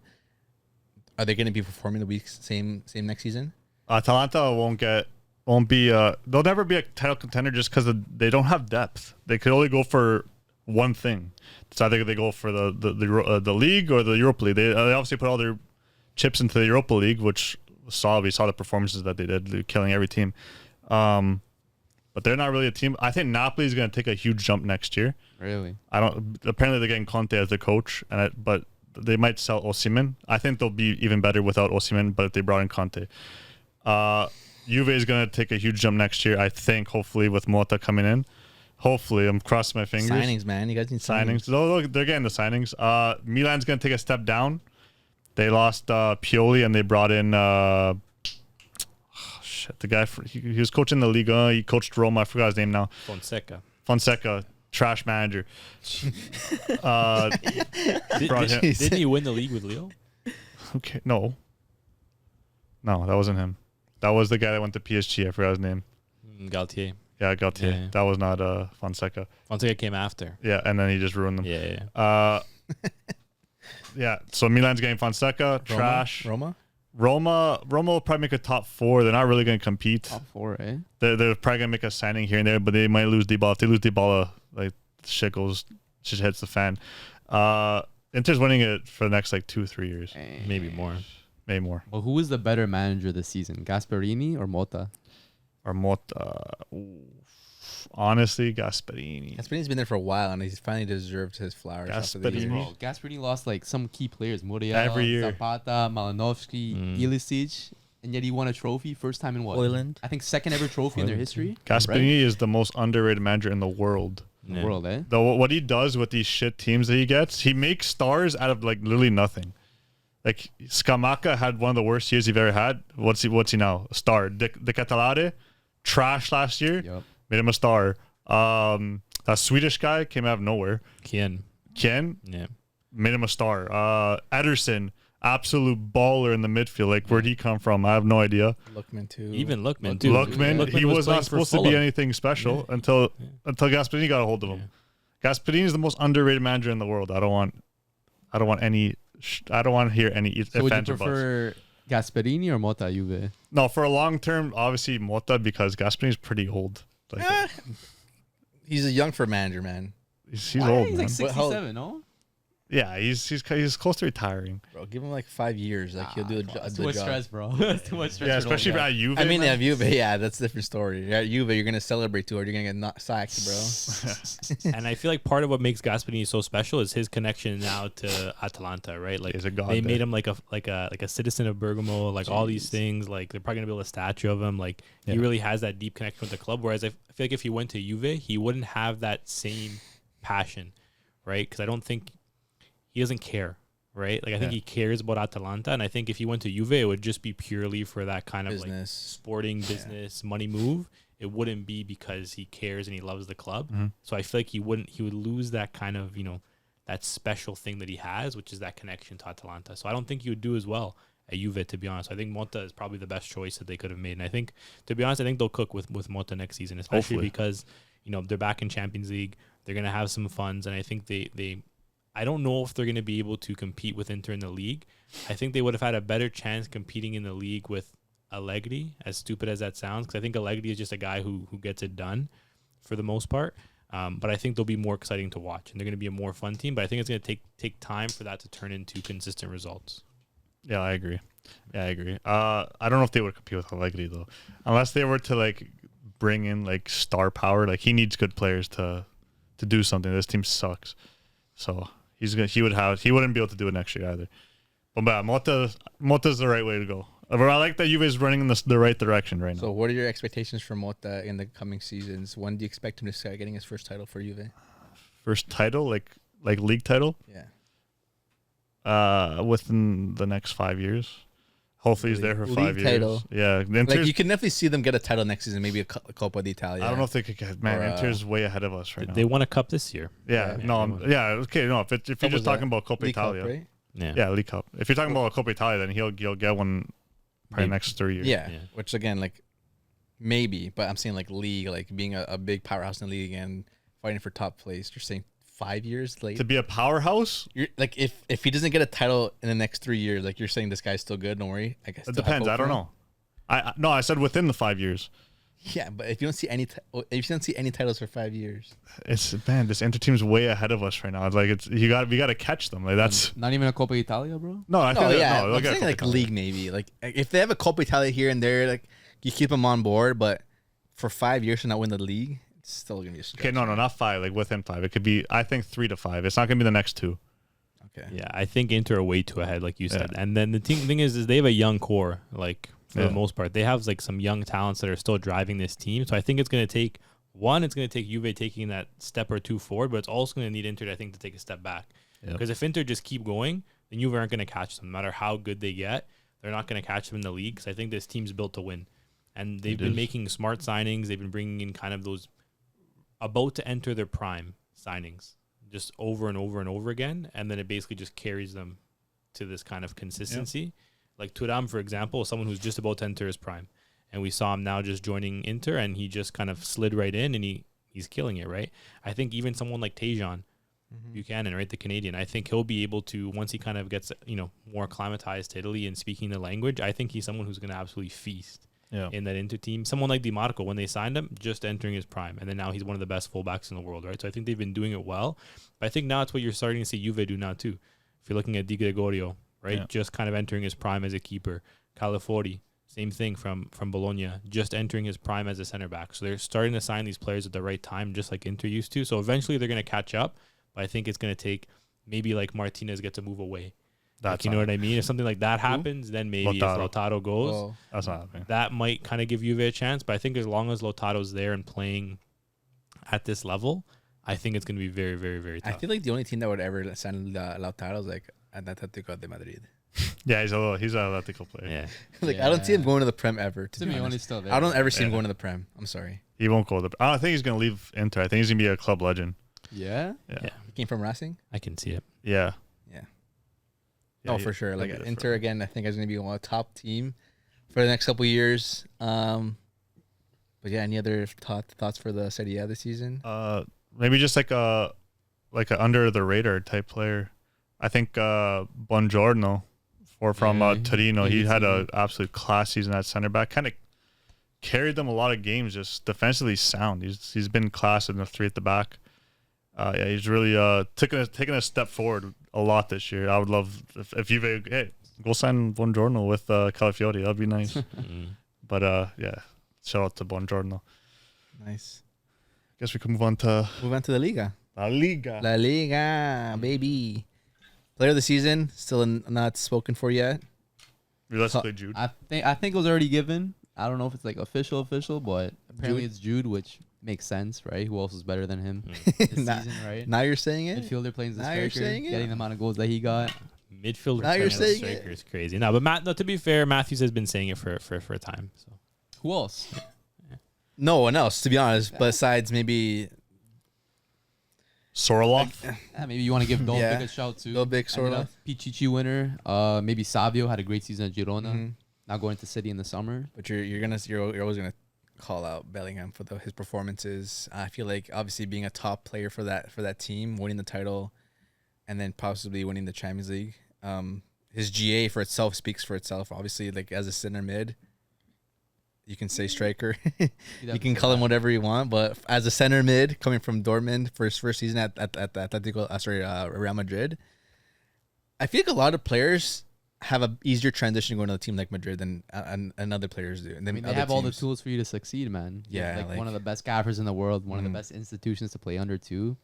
Best team in Spain. Like, how could you not perform? Yeah. You know? The way he was able to come in his first season and perform that way, like outshining players like Vinny. Obviously, Vinny even having a great season himself. Obviously, can't even say that he didn't perform what he did. And I feel like just even stepping up and scoring those goals, key goals in some games, well deserved. Yeah. Would you give it to anybody else besides Jude? If I had to give like a runners up, then maybe someone like Dovbik, you know, just absolutely scoring for Girona like no other. Obviously won the Pichichi Award for highest goal scorer. Even Savio as well too, like very instrumental for Girona's success. I think had like 20-ish GA too. coming Savio? in. Yeah. Damn. First season in Spain, you know. Playing I know you had like double digits assists. yeah. So yeah, damn. So yeah, some of the Girona players for sure, considering how well they did this season, right? Someone like Griezmann have a show. I think he had 16 Yeah, goals, Griezmann 6 too. assists. Probably he's pretty much what makes Atletico click. Without him, they're pretty mid. Yeah, 100%. They got him. There's Yeah, Sorloth, as I said before, he popped off at the end of the year. Yeah. he finished with 23 goals. Dovbik finished with 24. Yeah. Assists, Alex Baena from Alex Villarreal. Baena, yeah, had a good season at Villarreal? Villarreal, Yeah. Savio finished with 10 assists. Mhm. And then goal assists obviously combined. Dolbik was top 32. Yeah. Sorloth with 29. Lewandowski with 27. Again, Lewandowski, even though having a rough start of the season, ended up at a high. Yeah, Mhm. that's expected, right? And One of the then best Jude strikers. Bellingham, obviously even Griezmann in there. But football rating, when I'm looking at this map here, I started this app here, gives Jude Bellingham as the highest overall rating of the season. As deserved. Mm-hmm. Okay. Who was the best player for Barca this year? As for Barca, Yeah. I'd probably say Gundo, to be Ooh, honest. I thought you were gonna say Yamal. I think Yamal second, but Gundo was just like instrumental for how Barca played. I think he had like his highest ever GA in his career, I believe. And he was just so important for Barca in that midfield, just pretty much being like one of the deepest players, and like then again, like scoring the amount of goals he scored, just combining like with the defense and the attack, like, and they got him on a free too. So Yeah. Good signing. I think that's my player of the season for Barca. Him, and then probably Yamal second, Kubarsi third. Anyone have any qualms with that?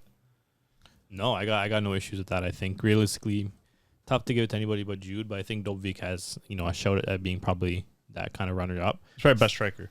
Even I think second best player in the league, dude. 32 GA for Dovbik, who, let's be honest, no one really expected him to do that well. Playing for a Girona side who, again, no one really expected to finish in the top 4 places. I think like he definitely deserves a shout to kind of be that kind of runner up to Jude. But I think Jude, like you said, has the PR, had those big performances, won the league. So I think it will probably be him, and I would probably say it's deserved. Yeah. In my opinion, I don't really have any issues with any of those shouts. If I had a flop of the season, I hate to say it, one of my own, maybe even two of my own. Oriol Romeo, bro. Oh, Busquets yes. replacement, baby. Bro, Yes. last season I was like, okay, man, like Busquets is leaving. Tough losing one of the best sixes to ever play the game. Gonna be hard to replace, but Romeo kind of had a similar-ish kind of profile. Don't even say that. Came on Don't even super say that. cheap, no more than I think 3 million euros. And like at that point, like he was nice for Girona last season, right? Like at Southampton, he wasn't the best, but kind of had a bounce back at Girona. And I was like, okay, you know, they got a decent player to replace him. Obviously, you can't fully replace Busquets. And I was ready, man, but preseason he was decent. The first like couple games he was good, and then after that, I don't know what happened, bro. Started playing poor, rode the bench for most of the season, went bald, grew his hair back, went bald again. Like I don't know, man. Dude, the only thing him and Busquets share is nationality, bro. Yeah. And position And on the position. field. Emphasis. But when- Barely. when He you- can't even when- play that position well. When you said you were ready, Yeah, what were you ready for? Like, were you buying a I was kit? ready for Like, another pivot because that was who their pivot was. You supposed actually to thought be. he was going to be like, okay, this is the next guy who No, can just someone to replace him for now, obviously. But somehow Christensen ended up being the better pivot, Which is and crazy. he's a center back, Yeah. which is insane. Busquets going to be irreplaceable, to be honest, Yeah, for sure. But man, like I was for a just, couple years, man. I was a little bit excited because A little bit excited. This guy we- said, "Oh, The six is the most important position in football, We know, arguably. yeah. Yeah, and you're bringing a guy who's fallen off from Southampton to a Girona side. No, like he was good at Girona the season When did they prior, finish last season? and they got him for super cheap. Where did they finish last season? I don't know. I think they're mid-table, but he was a good player on that side. Yeah. I guess. regardless. Maybe Girona just knows what they're doing. Yeah, they got rid of him. They performed better. Maybe like Savio's not that good. Dolric's not that good. Maybe it's just the system. It's a gaff. I don't know. The And, gaff. and who is the second guy that you said? Inigo. Bro, Oh, this yeah. guy is garbage, man. Like he's like a wannabe tough guy, but like when it comes to like tats. getting in the kind of The moment, Mohawk. he just chokes, bro. He just chokes. Like it's embarrassing, man. What about Ter Stegen? They're standing. Would I Good- say good first half. flop of the season? Like He had a good first half. I don't expect much from Ter Stegen nowadays because he has kind of declined, and like I think it's just his mentality, man. Like those like CL Knights killed him, man. Definitely shot his confidence down for sure. But I don't know, like if I had to include some other flops, Fran Garcia, supposed to be a starter for Madrid. I think that's what they bought him for. Yeah. Got outshone by Camavinga, by Mendy. Yeah. Still young though. He also started at the academy there. He was kind of brought in as an emergency. I don't think he was a starter. I don't think he was a starter. I feel like Mendy was supposed to be the starter, but I think even from the season before, Camavinga was playing positions of left back, where I think Ancelotti was kind of looking for more rotation. Because a player like Mendy, obviously, sometimes his health isn't there. Even though Mendy's recently has been playing really well, probably playing the finals against Dortmund. Camavinga was kind of also like rotation. I don't think they have a confirmed left back week in, week out. But at this point, I think right now, in this moment, I think it is Mendy. Fran Garcia's not a starter. I mean, they spent a decent amount of money. You'd expect him to be getting minutes, but he hasn't been. He's young. He's young. That's fair enough. That's fair enough. And Maybe he's a loan out. I think like so next season you're looking at Barca. Yeah. Right? We know obviously Hansi Flick is already confirmed to be Pretty much. coming in. Pen to paper next week. What are your I guess I know you're usually pretty realistic with your expectations. Dave's not here for the unrealistic ones. We're gonna win the what title. Are, what are We're your gonna win the Champions expectations for Barca next year? What do You you think? too. Don't even go there. You're winning the Champions League. yeah. Ooh, You're unrealistic what? with Barcelona too. No, that was just a pick. And obviously it was a reverse pick because my team's going to win the Champions League. Anyway, I don't know about that. Barca next season. What are your expectations? Obviously, we know they don't have the craziest of budgets to play with, but great young talents taking the next step. Lewandowski probably will still be there. What do you think Barca are going to do next season, and what will it take for them to win the league? I don't think they'll win the league. I think it's like a situation like Juve's where Inter and then Madrid in this case are much more superior than Barca at this moment in time. And Barca had their point. They had their chance where they were dominating the league, right? Yeah. But now, because of the way Madrid's set up, because of who their gaffer is, who they have coming in this summer, one of the best players in the world, I think Barca are going to struggle to win that title for the next maybe decade, bro. Decade. Oh. Bro, like Stop you look this, no, man. on God, bro. Look at the way this Bro. Madrid team is set up, bro. Bro, if you're telling me right now that you don't see a title from Barca in the next 10 years, a league title, Yeah, you possibly. could possibly win. What do you guys have? Copa del Rey and what else? Super Cup. Super Copa, Cup, yeah. Super Copa. Okay, maybe one here and there, but if you don't see a 10-year, Bro, I can Deficit see of, like- Madrid dominance, man. but then why are you bringing up a manager like Hansi Flick? Why not keep Xavi? Bro, What's the problem there? The whole Xavi- Barca board is messed up, man. Well, even like, Xavi- Xavi said he was staying, and then he was gonna leave, and then staying, and then Laporta said he doesn't want And then him. they fired him. It's a mess. Yeah, that was a crazy It's And then situation. isn't there going to be a new like presidency like thing coming out soon? I thought Laporta was supposed to think be so. like the savior. Isn't there another like another vote coming in? Another like I don't think I so. swear they just had a vote. Should be done. I swear now, there's no? going to be another one. I don't know. I'm not sure if there's one coming up soon, but Laporta did have a lot to clean up from Bartomeu.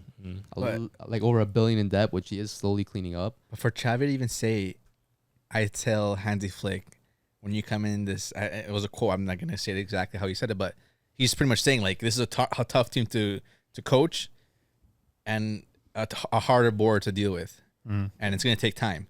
He's not lying. But He's that time 100%. that he is telling Hansi Flick's going to need to get to the top, Xavi wasn't given that time. So how can you say, oh, you know, you're going to need time to become to make this Barca team successful, whereas for himself or even the manager before them, we're never given the time. Or even if you're saying 10 years, we don't see 10 years of Hansi Flick there. But realistically, I don't see 3 years. who was Xavi to tell Flick this? Yeah, the thing is, Flick too, has like, been in the game for like 10 years. Yeah, and Xavi is Xavi got his Yeah. badges in the desert, bro. Like he doesn't have experience. I'm talking about You coach, finished in like second and assistant. you won the title last year. Okay, but then again, experience wise, Flick versus Xavi. But you won the title last year with a team that would you say is far better than this one this season? Not even close. Not, I wouldn't say. But then again, you could argue that Madrid weren't at their best stage. They at that weren't point. either. It was a pretty bad La Liga. but Madrid finished in the semifinals of Champions League. No, But then again, like you Yeah, guys that's why like they to were- argue, they they were were going focused all more in. on the Champions League than they were in the league. Okay, does Atletico win a league title before Barca? Nah, no chance. Let's not get crazy. I think Barca have a better setup than. You don't think than Atletico Atletico wins does. one in 10 years? no.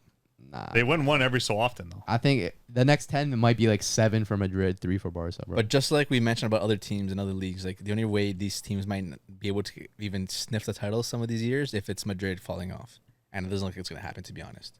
No. I mean, I just hope that like Mbappe goes into that change room and just creates like drama, bro, and like He players won't. are gonna want to leave. Like I don't think they're it's- not gonna play well We still together. don't know if it's for sure, man. Because we've seen it happen in the Galactico era. Like those guys were not winning La Ligas, bro. Like they had all the players, but they just couldn't perform together. And maybe But that you're might be the comparing case. that era to this era where the other teams are performing in those years where a Barcelona side was obviously in good shape.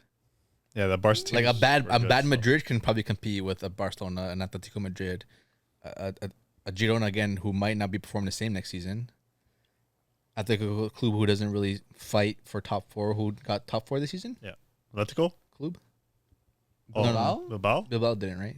No, I think they finished 5th. Yeah, they might have. And Atletico Madrid finished 4th. Yeah. But it's the same. It's gonna be the same thing every single year with the I mean, Liga, it's a man. 2-team league. If like we're keeping it 1,000, bro. That's what I'm It's saying. gonna be Madrid or Barca competing for the title, with Madrid probably winning more in the next decade. I think. In terms But of all I'm looking forward to Barca this coming season, at least with Flick, is to just establish his style, try to bring out more in players. Hopefully, players like Gavi, players like Pedri, Balde could stay injury free. See what kind of tools they need and how Flick can develop them. Just a different style of play that Barca might not be used to. Injections. How they perform with that kind of style of play, and just competing in the Champions League again, because that's what Xavi brought this season. The past 2 seasons, not really. That's what I want to see, like competing in the Champions League, and then trying to win La Liga, which might be tough. if you're telling me you want some competition in Champions League, but you don't see them winning a title for 10 years, it's gonna be tough. Yeah. It's gonna be tough. I don't have optimism. But do you think Flick is gonna bring players out, bring the best out of players? Has he done it previously? I know you've watched Flick Yeah, he's more done than it we at Bayern. have. Yeah, dude, he won a 6-tuple. But you're- Bayern, but- right? but So you're- obviously he but you're has looking a at- lot of But talent. you're looking at a right? Bayern team was at their prime at that time compared to Barcelona who's struggling. Yeah. Did Flick really have to change much for that Bayern team when he received it? Couple signings here, Yeah, but he did, dude. He took over from Kovac. Kovac had them in a poor position in He's the not league. a They good just coach, got though. hammered by dude. But the thing is, he took over a team that was like 3rd or 4th in the league. Just got hammered by Frankfurt. You can say that they're a bad team. You got hammered by Frankfurt, they're probably a bad team. When was the last time you saw Barca got hammered by a team? Other than Bayern. Well, yeah, exactly. But that was Flick's Bayern, right? That was Hansi Flick's Bayern, right? So I think at the end of the day, he's a manager who I think commands respect, and I think he's gonna have more of a leash than Xavi did because Laporta likes his Germans. He has a thing for Germans, And I think that was his first. Dude, he wanted Nagelsmann, he wanted Tuchel, and now he's finally getting his, I guess, third choice German gaffer who to come in. So I definitely think that Flick is gonna be given longer to succeed, and I think he will succeed eventually because I think he's someone who can bring the best out of players. I think you saw with Bayern. Bayern kind of fell off after Flick left, not for anything. Like Nagelsmann came in, had an okay run. I think they let him go too early, but dude, to win a sextuple, when was the last time a team won a sextuple? Barca. Right? It's been a minute, right? So for someone to come in and do that, obviously it means that he has an ability, he has talent. But he also did that with bringing in young players too. Davies shined under Flick. Musiala came out of nowhere and started shining under Flick. So he's a player that's able to give these young players chances, integrate them in the system, and get the best out of them. And I think we'll see the same for him at Barca, I hope so, right? in my opinion, right? Hopefully. But I 10 think years, he I gets think, is sacked. crazy. 10 years, I think, is crazy to win a league. I think they'll win it sooner than that. I hope so, bro. Right? Because at the end of the day, all it takes is one season where maybe Madrid have a rough start. They switch their focus to the Champions League, and then Barca can just put their foot on the gas and go through and win the league. So I think they'll win one in the next 3 years. Because I think at the end of the day, especially if Mbappe comes, the main focus for Mbappe is going to be Champions League. Because he's never won it. That's what he's going to want to win. And I think that's Never what won a La Liga. No, he's gonna want to fight for La Liga first season he's there as well. I They're gonna go for it all. The first season he's there, they're gonna go for it all. Yeah. No doubt about it. I think they get a trouble. And like you mentioned, like at Barca, maybe I'll give him again 5 years. But if you're dealing with the money situation with the club, having to bring free signings every single season, trying to depend on your young players who are starting to get more injuries now, and not going to really see them playing much football because of the injuries they're having. If Yamal gets an injury, it's gonna be tough for him to come back. And now you're losing one of your best players. You're losing Gavi. You're losing Pedri in your midfield. Do you bring back Fati? Is he going to perform the same way? Is he a washed player now? Is he done? I mean, and then your center backs just throw out injuries. You could say that about any player. Your center backs. Your team's best player gets injured. Man. No, for sure. That's But what then it is. who are you replacing the midfield with? Who are you replacing Romeo? Who are you replacing the center backs? Who are you replacing as a six? Are you getting signings in? Oh, Who are these free signings that you're going to be getting in? Guido Rodriguez. Yeah, talent, bro. Romeo you could replace with a bag of balls, but Yeah. I don't know, man. I think Flick gets sacked within a year and a half. That's crazy. I think that's a little too early, bro. You think he's going to have a longer run than Xavi and Koeman, whatever? I think so. Because when was the last time Barca hired like a world class gaffer? Van Gaal? I feel like it's so like Years I back. get that he won a sextuple, but like You calling him overrated? no, yeah, I feel like he's a little bit overrated. I haven't seen. I got to see him What? I got to see him do something at Barca to give him like a fair rating. I know he did a lot for Bayern. Like he was a great manager at Bayern, but that was at Bayern. So you Now don't- this is at Barca. So you don't rate him because he did it? In No, the I rate Ba- him. I think because he's he did it in the Bayern Liga. You won the sixth tuple. no. I get it. I get it. I said I respect what he did, but He beat Barca 8-2, bro. yeah, I respect it. Yeah, but I feel like that team has a lot more to it than the team that he's being handed now. Yeah, like that- Quality, Not really. depth, Yes. Not really. quality, Yes. depth, a weaker league where he probably is able to put in some rotation into the league. He's not going to be putting any rotation into this La Liga next season. Yeah. With what rotation to begin with? I don't know, man. Champions League. What's expectations from him for Champions League? With the team that he has now, if you're making one or two Make it out of signings, the group, I guess. I don't know. mean- make it out of the group. Hopefully, you guys are fighting to make it out of the group this season. They were Araujo not messing up, pretty much going to the semis, right? Yeah, that's what I was about to say. Like, people are acting like Barca were a bad team. Literally, No. take away that Araujo mistake, they're in the semifinals and Yeah. they're losing to Dortmund in the semis, Bro, right? you can say that about every single game in football. It's Yeah, one mistake that loses it games. happens. Yeah, exactly. But you can't let that define it. And you don't know that they make it through, even without the mistake. Yeah, most likely. Most likely. Not right? most likely. It's just likely. Most likely they Might have make been it most through. likely. Dude. Most I likely don't they know. make it through. They're up in the game. Bro, They have like a 4-goal lead. Most likely. 4-goal lead. Yeah, There's at that two. point it was like 3-4 goal lead Two. at that point. Yeah, it's like 3. 2 goals three. from the Two, first two. leg and then 1 goal from this leg. They were 3 goals up. No. They were. Yeah. Dude. Oh, PSG had a goal. They were 3 goals up, brother. Yeah, 3. That's what I said 2. No, yeah, you're right. They're 3 goals up. Most likely they're going through. Obviously they didn't, but this Barca team isn't that bad. And I think at the end of the day, they're like a couple like signings in key positions away from being like a really, really solid squad next year. And I think How did Flick they will get the bring- signings? free signings, dude. They did it this year. Gundogan was one of their best players, and he came on a free. Yeah, Who's because free? it is Gundogan though, and you're guys comparing, gonna get Gundogan- robbed? Academy, bro. you're comparing Gundogan to this guy Rodriguez now. This guy coming in from where's he coming in from again? What, Betis? Betis. Yeah, but Gundogan came out of nowhere. Like it wasn't like Gundogan was rumored to go to No, Barca not at from all. May. Not That at came all. out of nowhere, right? So Yeah. I'm sure you're gonna see a player just randomly show up out of nowhere and Yeah. end up signing for. I'm sure Barca. Flick has like ideas in his head of who he wants. I feel like there's gonna be like one like kind of major surprise signing Barca make. You think he brings in Mueller? Because I'm pretty sure his No. contract's done. No No, chance. come on, bro. No chance. I mean, Why not? No. It's just gonna bring all the Bayern. Okay, well that's my opinion. I think I don't know if he's overrated or not. I don't think he's gonna be what you're expecting right away. Or I think it's gonna take time for sure. I'm not expecting results right away. JP, what do you think, man? What do you think about Hansi Flick? Overrated, underrated, rated right? No, you can't say anybody's overrated if they won a sextuple. I'm not calling him overrated. You just did. No, I did. I said I'm not kinda calling him overrated. I don't know how good he actually is yet Okay. without being at Bayern. Say that for anybody, you know. No, because you could talk about Mourinho. He did everywhere. Pep did it everywhere. Did they do it everywhere? Tuchel did it Pep everywhere. Mourinho did it everywhere? Pep did it everywhere? Okay, in their prime, yeah. Mourinho? Mourinho did it in his prime. Now he's getting washed. Dude, his- not his even tactics are Ancelotti old. did it everywhere. Yeah. Bro, he went to Everton. What do you expect him to do at Everton? Bro, didn't he have I know, but like, Why didn't he? Same. Why didn't he? So hold on. Why didn't he succeed at Everton? I don't know, because maybe he's overrated. Because- yeah, I was gonna say He's overrated. He's overrated. He He can didn't do do it. Because He the couldn't team do was it. worse though. No. He's overrated.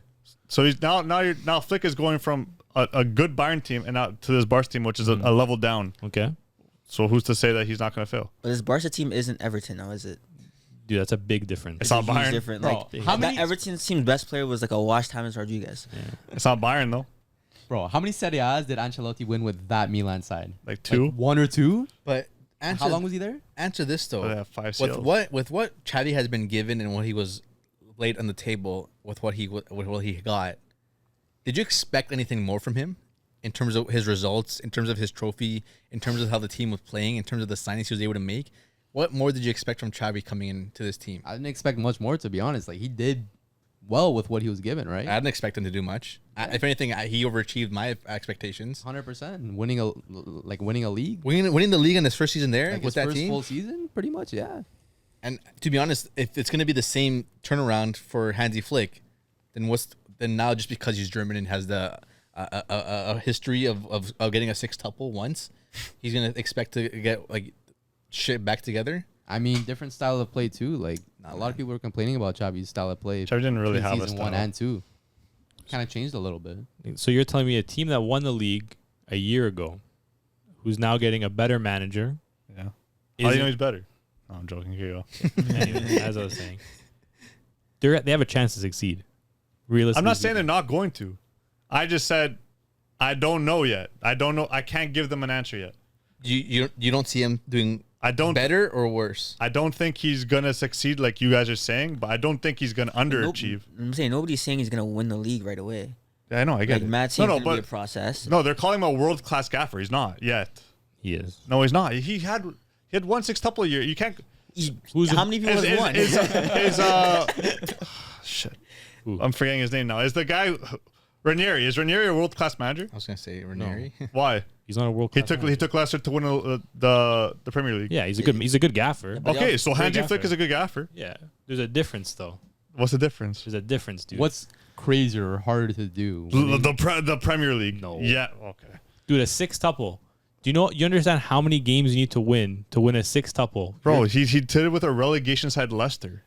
They weren't a relegation. Now I'm answer saying, but this. like he's answer the same this. person who almost got them relegated. Yeah. If Xabi Alonso would have won the Europa League this season, what if he won already this season? How he's performed with this team? Is he a world class gaffer? If he left if he left Leverkusen today and went to coach Barca, Yeah. would they still say, he's a world class gaffer, or just because he had one strong season?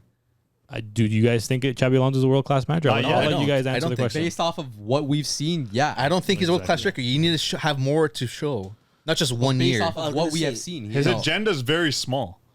But based on what you've seen, are you considering that world class?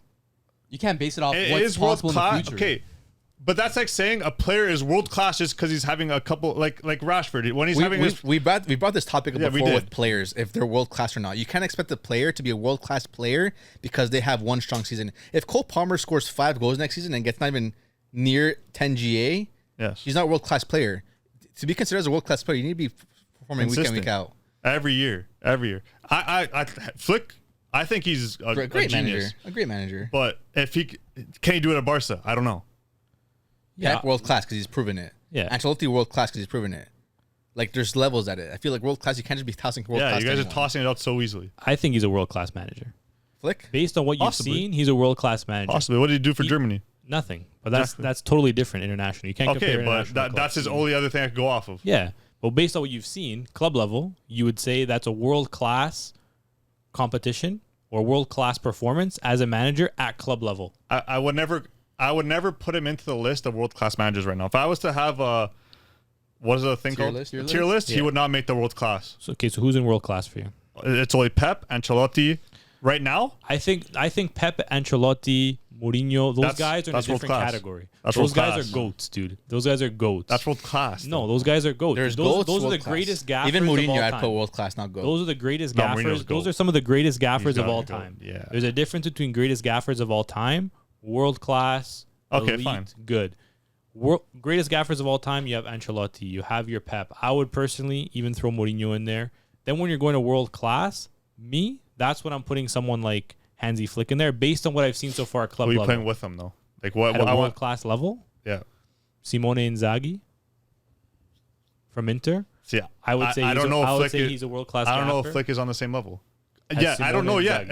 If he does it for Barca, then yeah, he's world class. Based on what? What has Inzaghi done that Flick hasn't done? He did it for Lazio. What did he do? Got with them a What bunch did of he do with second Lazio? places. A bunch Not of winning a anything, bunch bro. of No, he didn't second win it. places. Yeah, Put the yeah, no, pressure he won. on. He won. Put the He won pressure like on, one or guys. two Coppa Italias with them. One It's or- one or Lazio. two. You're talking about Lazio. We're not talking about Bayern Munich here. One or two Coppa Italias and a couple second places means that he did it With everywhere. Lazio. Okay, Not Bayern Munich. okay. He's only coached at Bayern Munich. Yes, exactly. What do you But want- you're what do you going, want him to "Oh, do?" He only got second place. It's Yeah. with Lazio. When do you see Okay. Lazio getting second place? Dude, they've done it before. When? I don't know, dude. I don't Exactly. watch Serie A like that. So Exactly. what else? They- What else has he done? Ever since he left, they haven't made top four. Okay, what So- else? What else has he done? They made top four last year. Okay, But, thank you. what was I saying? What was the argument? You're saying Simone Inzaghi is a better gaffer than Hansi Flick.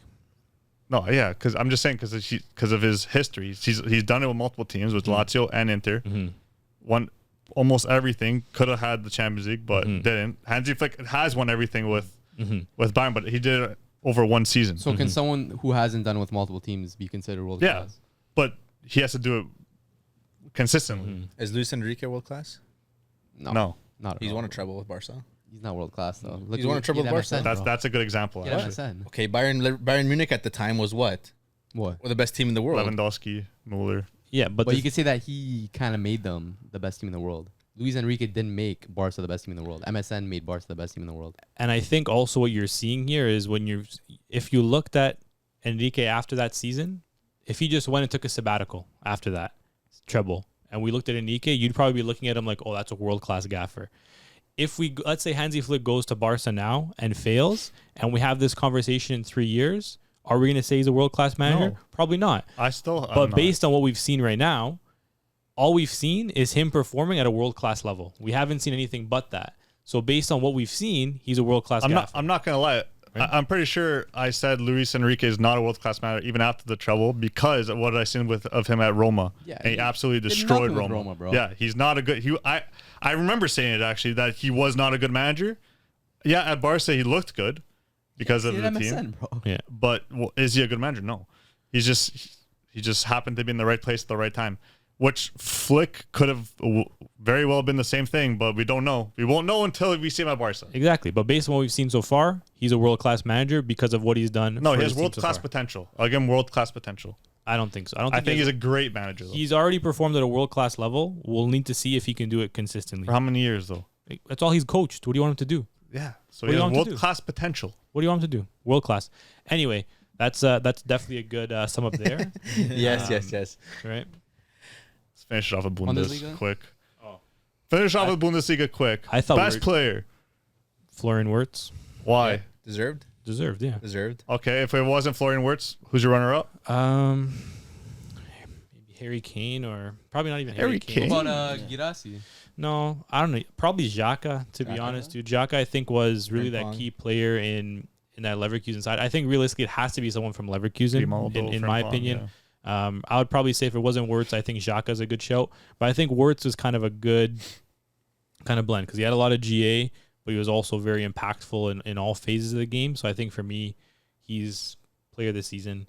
I don't really have a problem with it, to be completely honest with you. I don't It's know hard what to you really guys- say otherwise with the performance that Leverkusen has had this season. especially with and without him. But breakout for sure, I think Girassi.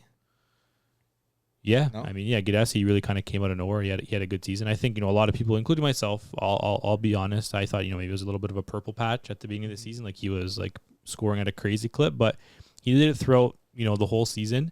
And, you know, dude, shout out to that Stuttgart team. No one in the world is talking about Stuttgart. Dude, they finished ahead of Bayern in the league. They finished second place in the Crazy. Bundesliga. Them and Leverkusen were by far the best teams in that league. Sebastian Hoeneß had them playing crazy football, attacking, fearless, not scared, going at every single team like they were Bayern Munich. Literally, they were going against Dortmund, they were going against Bayern, they were attacking, they were beating these teams. So shout out to Stuttgart, fantastic season. It'll be interesting to see kind of what happens with that squad. Yeah. But there's a lot of very, very talented players that went under the radar in that Stuttgart team. Guirassi's obviously one that we all know. Undav as well had a great season on loan from Brighton. And then also Chris Fudik as well, you know, young German winger. And then a few players in the midfield as well that I think were very, very underrated. But yeah, overall, due to class Bundesliga season, 5 elite teams in the league. It's been a while since we've had like, you know, that many teams that could compete. And it's going to be nice to kind of see them all going to Europe next year as well in Champions League to see what they can do, bigger budgets, right? It'll be interesting to see kind of what happens there. But yeah, overall, good season in my books, dude. Who's flop of the season? What do you reckon? Flop of the season. I got one in mind. 1 or 2 maybe. Harry Kane. No. No, Kane, I don't think come on, so. bro. He Kane. It's your boy. You're trolling, bro. Honestly, dude, like, I honestly don't know. Like, flop of the season, like in the full league, like I'd say Kim Min Jae, Yeah, I bro. was gonna Low say key. that. Like he was Oh, one of the better yeah. defenders in the world Yeah, last season. yeah, Comes to Bayern, Big show. Yeah. getting benched, bro. Yeah. I forgot about Kim Min Jae, to be honest. That's a good shout because they spent a lot of money on him too. Yeah. But to be fair, like he performed decent in the league when he played. In the Champions League, he had a mare, and then after that, he kind of got dropped. But in the league, like he kind of didn't really do too much wrong. So I guess kind of fair play to him. But I mean, I guess another shout for me, like I guess not really flop because of performances, but like he just hasn't been like the player that he was supposed to be. For me, is Niklas Süle. He came in on a free transfer from Bayern as their best center back. He left, was supposed to come in and kind of, you know, be a pillar in that back line. But it's not even because he performs badly when he plays. He just can't outperform the other two guys, which is crazy to think because one of them's a relatively young player who had his own inconsistencies, and the other one is a 35-year-old Matt Hummels. So you'd think a player like Süle should be able to step in and kind of take over those roles, but he's kind of been a flop in my books, right? Like obviously he came in on a free, so it's not too big of a deal, but he's one of the highest paid players in the club, and he can't start, which I think is a problem. So I think for me personally this season, he was a bit of a flop. Obviously he had, you know, a few good performances in the Champions League, you know, that crazy goal line clearance, which, you know, maybe that's worth his salary in itself. But yeah, I think for me, he was one of the flops of the season. But other than that, I think, you know, everyone else played Upamecano, pretty well. your favorite center back in the world? No, I don't know. No. I don't have a problem with Upamecano. Upamecano played well, dude. He played well in the league. And again, You're a waffler, man. it was similar to Kim Min Jae, dude. It was mistakes in the Champions League that got him dropped. It was the exact same as Kim Min Jae, but one player cost 20 million, the other cost 80. So I remember I when don't you know. were saying he's the best center back in the world, and then he got dropped by Eric Dyer. No, I never said he was the best center back in the world. I said he was the best center back in the Bundesliga, which honestly, like I'd probably still put him up there. He's a talented player, dude. A couple mistakes in the Champions League, I don't think you don't lose your talent from that. Yeah, I feel like Süle is just fighting his own demons with his weight. maybe. Yeah, That was a crazy pick, bro. Yeah. For training, right? He's Yeah, Bro, if you're a Yeah. professional footballer, you got to Yeah. take care of yourself a little bit better, man. But dude, at the end of the day, dude, the fact that he's built like that and he's still an elite center back okay. is crazy. This guy just throws words around. Elite. Because world class, elite. You say elite center back. Dude, he won a six-tuple. He won a six-tuple built like that, dude. He was built like that and won a six-tuple. Tell me that's not crazy. He's built like that. Probably a little thinner, bro. Maybe a little bit He's thinner. definitely thinner. But dude, he's built like that and he's one of the fastest players in the league. Okay, but don't call him elite, man. Isn't that I'm saying is that not crazy? It is. He has That's insane. I It's a was weird build. I was very surprised the way Dyer was able to step up and perform, man. If he's doesn't get bought in a way or somehow extend his loan, if he goes back to Spurs, I don't know if he's going to rot on the bench again. He's not staying unless two. He had a great season with Bayern, man. Half the Couple season, patch, sorry. man. We know what he is. We've Yeah, seen yeah. what he is. He's not good, man. He came in like And to be fair, like he came in at the perfect time. Upamecano just had mares in the Champions League. Kim and Jae had mares in the Champions League. So Tuchel's like, what's left? Eric Dyer, okay, put him in. And literally all he had to do was not mess up and cause goals, and he did it. Right. So the bar was set pretty low. He hit that. But I think, dude, with Company coming in, I don't think that Dyer will be starting. But yeah, I mean, with like I just said, Company coming in, obviously Xabi Alonso's going to stay. He's already been making some signings. I also saw some rumors that apparently, I don't know how true this is, apparently he wants Cristiano Ronaldo to join Leverkusen. To be honest, dude, I can see it just from a marketing perspective, dude, because not for anything, Bayer Leverkusen have been one of the best teams in terms of marketing themselves worldwide. And I think, dude, if there's a time that you need to make a big move at becoming a global international brand, it's now. You just went undefeated. People are looking at you. You're trying to grow the game in North America. What better time to bring in the biggest star in the world than right now? They just want to use them to market their pharmaceuticals, man. Yeah, legit. That's literally what they're doing. I'm Ronaldo and I drink. Buy your prize. Yeah, No, there's no chance. I don't know, man. I don't know if that's possible, man. Like Saudi got him. It's for Bayern to extend their name and grow talent and grow fans the way City have when they won their title with Aguero and those players. If you want to gain fans, now is the time. Players just tuned in just to watch them play because of their run, not because they were fans, because they were football fans. I'm a Leverkusen fan now because they're performing. Me too. But because I'm also an Incapia fan. And but you know what I mean? Like I'm a Leverkusen fan now because they performed. And you know what? I'll never move away from Man United, but I might support them now in the Bundesliga. And what more than to bring a big talent like that and you know, grow their reach globally. Yeah. It's the perfect marketing move, right? Obviously, do I think it's going to happen? Probably not, because the financials would just be crazy for it to happen. But I think from a marketing perspective, if they can somehow make it happen, I think it'll be a brilliant move for growing the club, the league, and just in general, like the fan base in North America. I think that's the one thing that they're looking at. Kind of like what Juve did. Yeah, legit. Similar thing to what Juve did, just kind of at a different time. Personally, I don't think it's going to happen. But I guess I got one question for you guys, then we can wrap it up here. Do you guys think Leverkusen will repeat as league? I'm not saying invincible because obviously that would be insane. Do you think, one, they'll repeat as league winners? And two, how do you think they'll fare in the Champions League? Answer this for me is worth staying. Yeah. We're staying. What players are considered to be moving?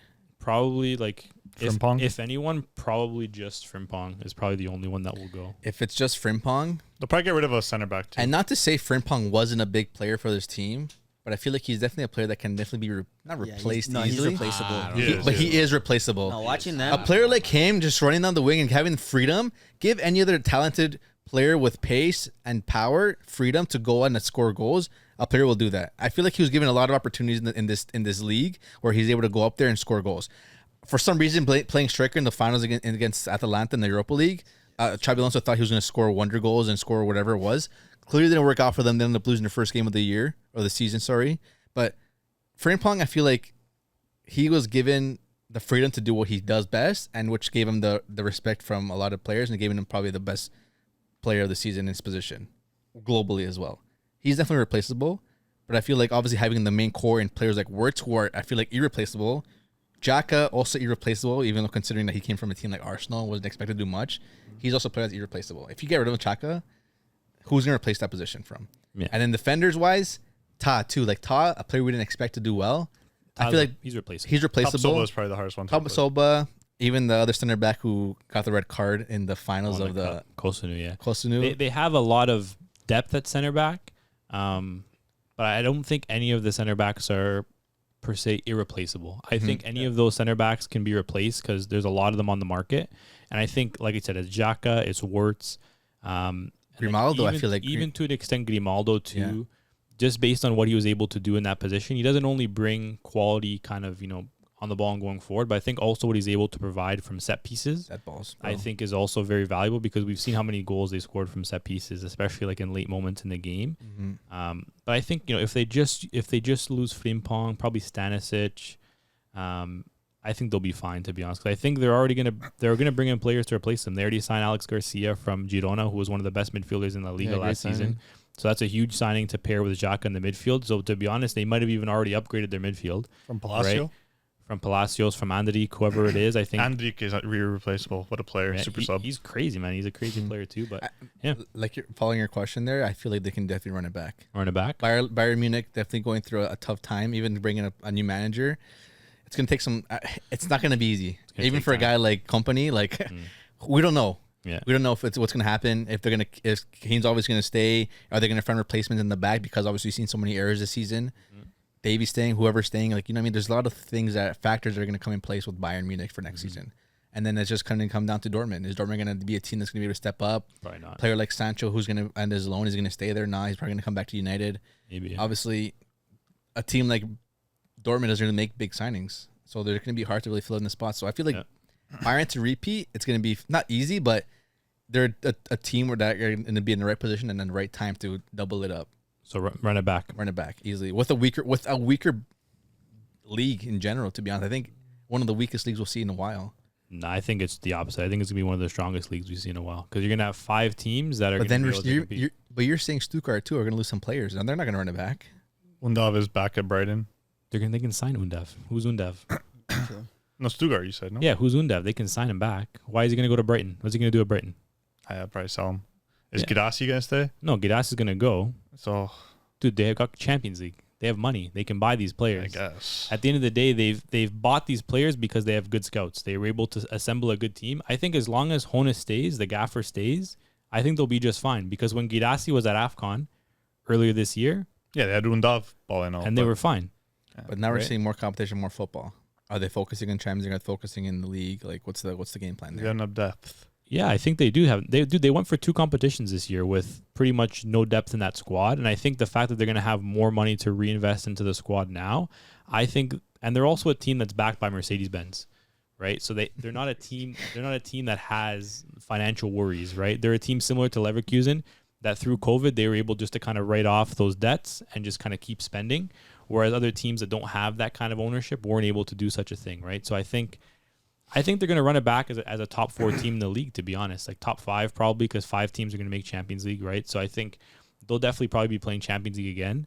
But will it be a challenge for Leverkusen at this point? Will they be a challenge? Well, it depends if they go undefeated or not. I feel right? like Leverkusen have had it. I get it again. Like, I'm going to put them in my Undefeated? not undefeated, but they're going to win the title. Oh, yeah, they might. Undefeated, man. Again, why not? Yeah, who knows? Why not? Yeah. I don't know, man. I don't think Leverkusen win it next year, and I don't think Bayern Munich win it next year.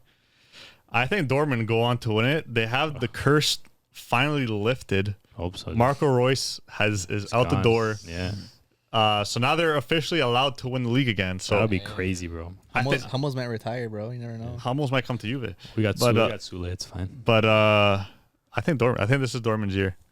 You know what? I hope so, dude. I honestly can't see it because I think there's No, still but you have to there's say so many, no. It's not going to happen, so it does happen. yeah, there's so many unknowns. So I personally don't see it. Right? I personally don't see it. I don't think it's ever going to happen. They're not going to win the league next year. Like they're going to be a terrible team next year. No, they'll bring back Sancho and I Hummels might I don't know. stay. It's be tough. Yeah, I think Sancho will come back on loan. I think Martin will be bought. I think everything will be fine, but I think they're not going to win the league because like they're just a I just terrible have a team. feeling. I think next year Leipzig are going to win the league. Leipzig is a sleeper pick. Then there. Stuttgart doesn't make top 4 then. Why? You're going to have Leipzig, Leverkusen, Dortmund might drop, Dortmund, Bayern. Why can't Dortmund be 5th? You think Dortmund will be 5th? What place are they in this year? No, but they're not going to be 5th. 5th. They're know. 5th. They're 5th because they went so far in the Champions League. They're went- not a deep team. They're not going to go deep next year. Dude, they're not a good team. They're not a bad team. Dortmund aren't a good team. They're not going to win the league next year. They're going to win the league next year. Me personally, it's tough, man. Like you were saying, I think it's gonna be a highly competitive Bundesliga for the next season. I do find it difficult for teams that have an anomaly of a season to somewhat replicate that success the next season. I don't know if Xabi Alonso will be able to perform as well as he did this season and win it. Vincent Kompany, Pep's disciple, I think he could do wonders with this Bayern team, man. And I think they'll have a bit of that new manager bounce and just slightly edge over either Leverkusen or maybe even Leipzig. Very interesting. For me, I was gonna say Freiburg? Shut up, man. I was gonna say probably Bayern win it, just because I actually feel like Company's gonna do bits with that Bayern team. Yeah. Because even I know they struggled in the Prem with Burnley, but it's because he was trying to play the same way he was playing in the championship, facts. and he doesn't have the quality to do that against the Prem players. Nope. But what he was doing in the championship was crazy. Like he won it with like over 100 points. Over 100 100. points. They lost Yeah. like twice in that whole season, and they played 42 games in the championship. Wow. So what he was doing with the championship, with with the quality with relative to the league, I think he can do it with Bayern. But at the same time, I do see Bayer Leverkusen still like keeping up their quality. I don't see them just falling off the face of the earth. Like they'll give them a run for their money. They might not win it, but like it'll be close. Mhm. And as for Champions League, I don't see them going far just because there's something about Champions League. It's tough. Yeah, You don't see who going for Leverkusen. Leverkusen? Yeah. They gotta taste it, man. They haven't tasted Yeah, it. there's something about Champions League. You just Yeah. you have to experience it. You don't have to be like, even like the best teams in the world don't win it. It's Mhm. just, you gotta have that experience about it. Yeah. Like No. most people would have said like Madrid. Arsenal on stats would have been like the best team in Europe this season, and then Cheeks. they got bounced. Yeah, they're They cheap. got bounced by Bayern, who Yeah. wasn't having the greatest year. Yeah. Right? So like Champions League, I'd say probably get knocked down like around 16. Yeah. Also, you think they're gonna make it out of the group? Yeah. They should. I think Leverkusen, they're gonna dip their feet in Champions League water, but they're not gonna put the whole leg in. You know what I mean? Yeah. That's what I think. So dip the foot in, Yeah, but then dip like focus a- on the league. like a and big then- toe, maybe, Yeah. maybe Shut maybe your the index mouth. toe, Yeah, yeah. but the whole leg ain't going. in. Yeah. Further than Barca or less than Barca? I'll make a bet on you, Leverkusen, make it further than Barca. Yeah. Yeah, How much you wanna bet? $20. Holy shit! Shake on it, bro. Here it is. Putting my Lock money it on in, behind bro. Incapié, bro. I'm writing that down. Yeah, write that down. 'Cause honestly, dude, I think it's a pretty good bet, man. I think Barca can do bits in Champions League. It'd be sick if they get each other. Yeah, that'll be crazy that they kind of get each other, and then it just kind of all comes down to that. I'm that one a big matchup. Leverkusen fan. I'm bandwagon or not, but I love the way they play. and- Leverkusen, United, Ecuador. Yeah. In that order. Dude, Yeah, no, but it'll definitely be interesting. Let's see if company can break the Harry Kane curse, because I mean, no gaffer has been strong enough to break that so far, and he won't even have a chance to do it in the Super Cup because they won't be playing in the Super Cup. So that's crazy. he's gonna have to wait another full year to be able to try to break this curse. Stuttgart versus Leverkusen, right? Yeah, I don't know. We'll have to see what's gonna happen, but I think Yeah, that man. wraps it up. It's Yeah. been a long one. We're almost 2 hours in here, gentlemen. Hey, it was the final episode of the season for our clubs, for the leagues, and we have only one competition left coming up this weekend, which is the Champions League. But yeah, man, what a great season! What a great, a lot of surprises, a lot of expectations, a lot of records broken, a lot of great football. But again, we appreciate you all for joining us this season.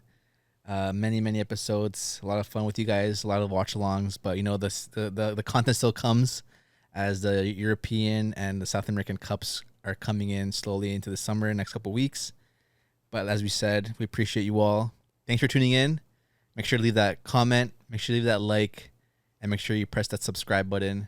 And for all you audio listeners, again, if you made it this far, we appreciate you guys again. And leave us a comment. Make sure you rate the podcast 5 stars. And again, thanks for the boys for being here with us. Thanks again, JP. We'll see you again, hopefully soon, when Man United keep running.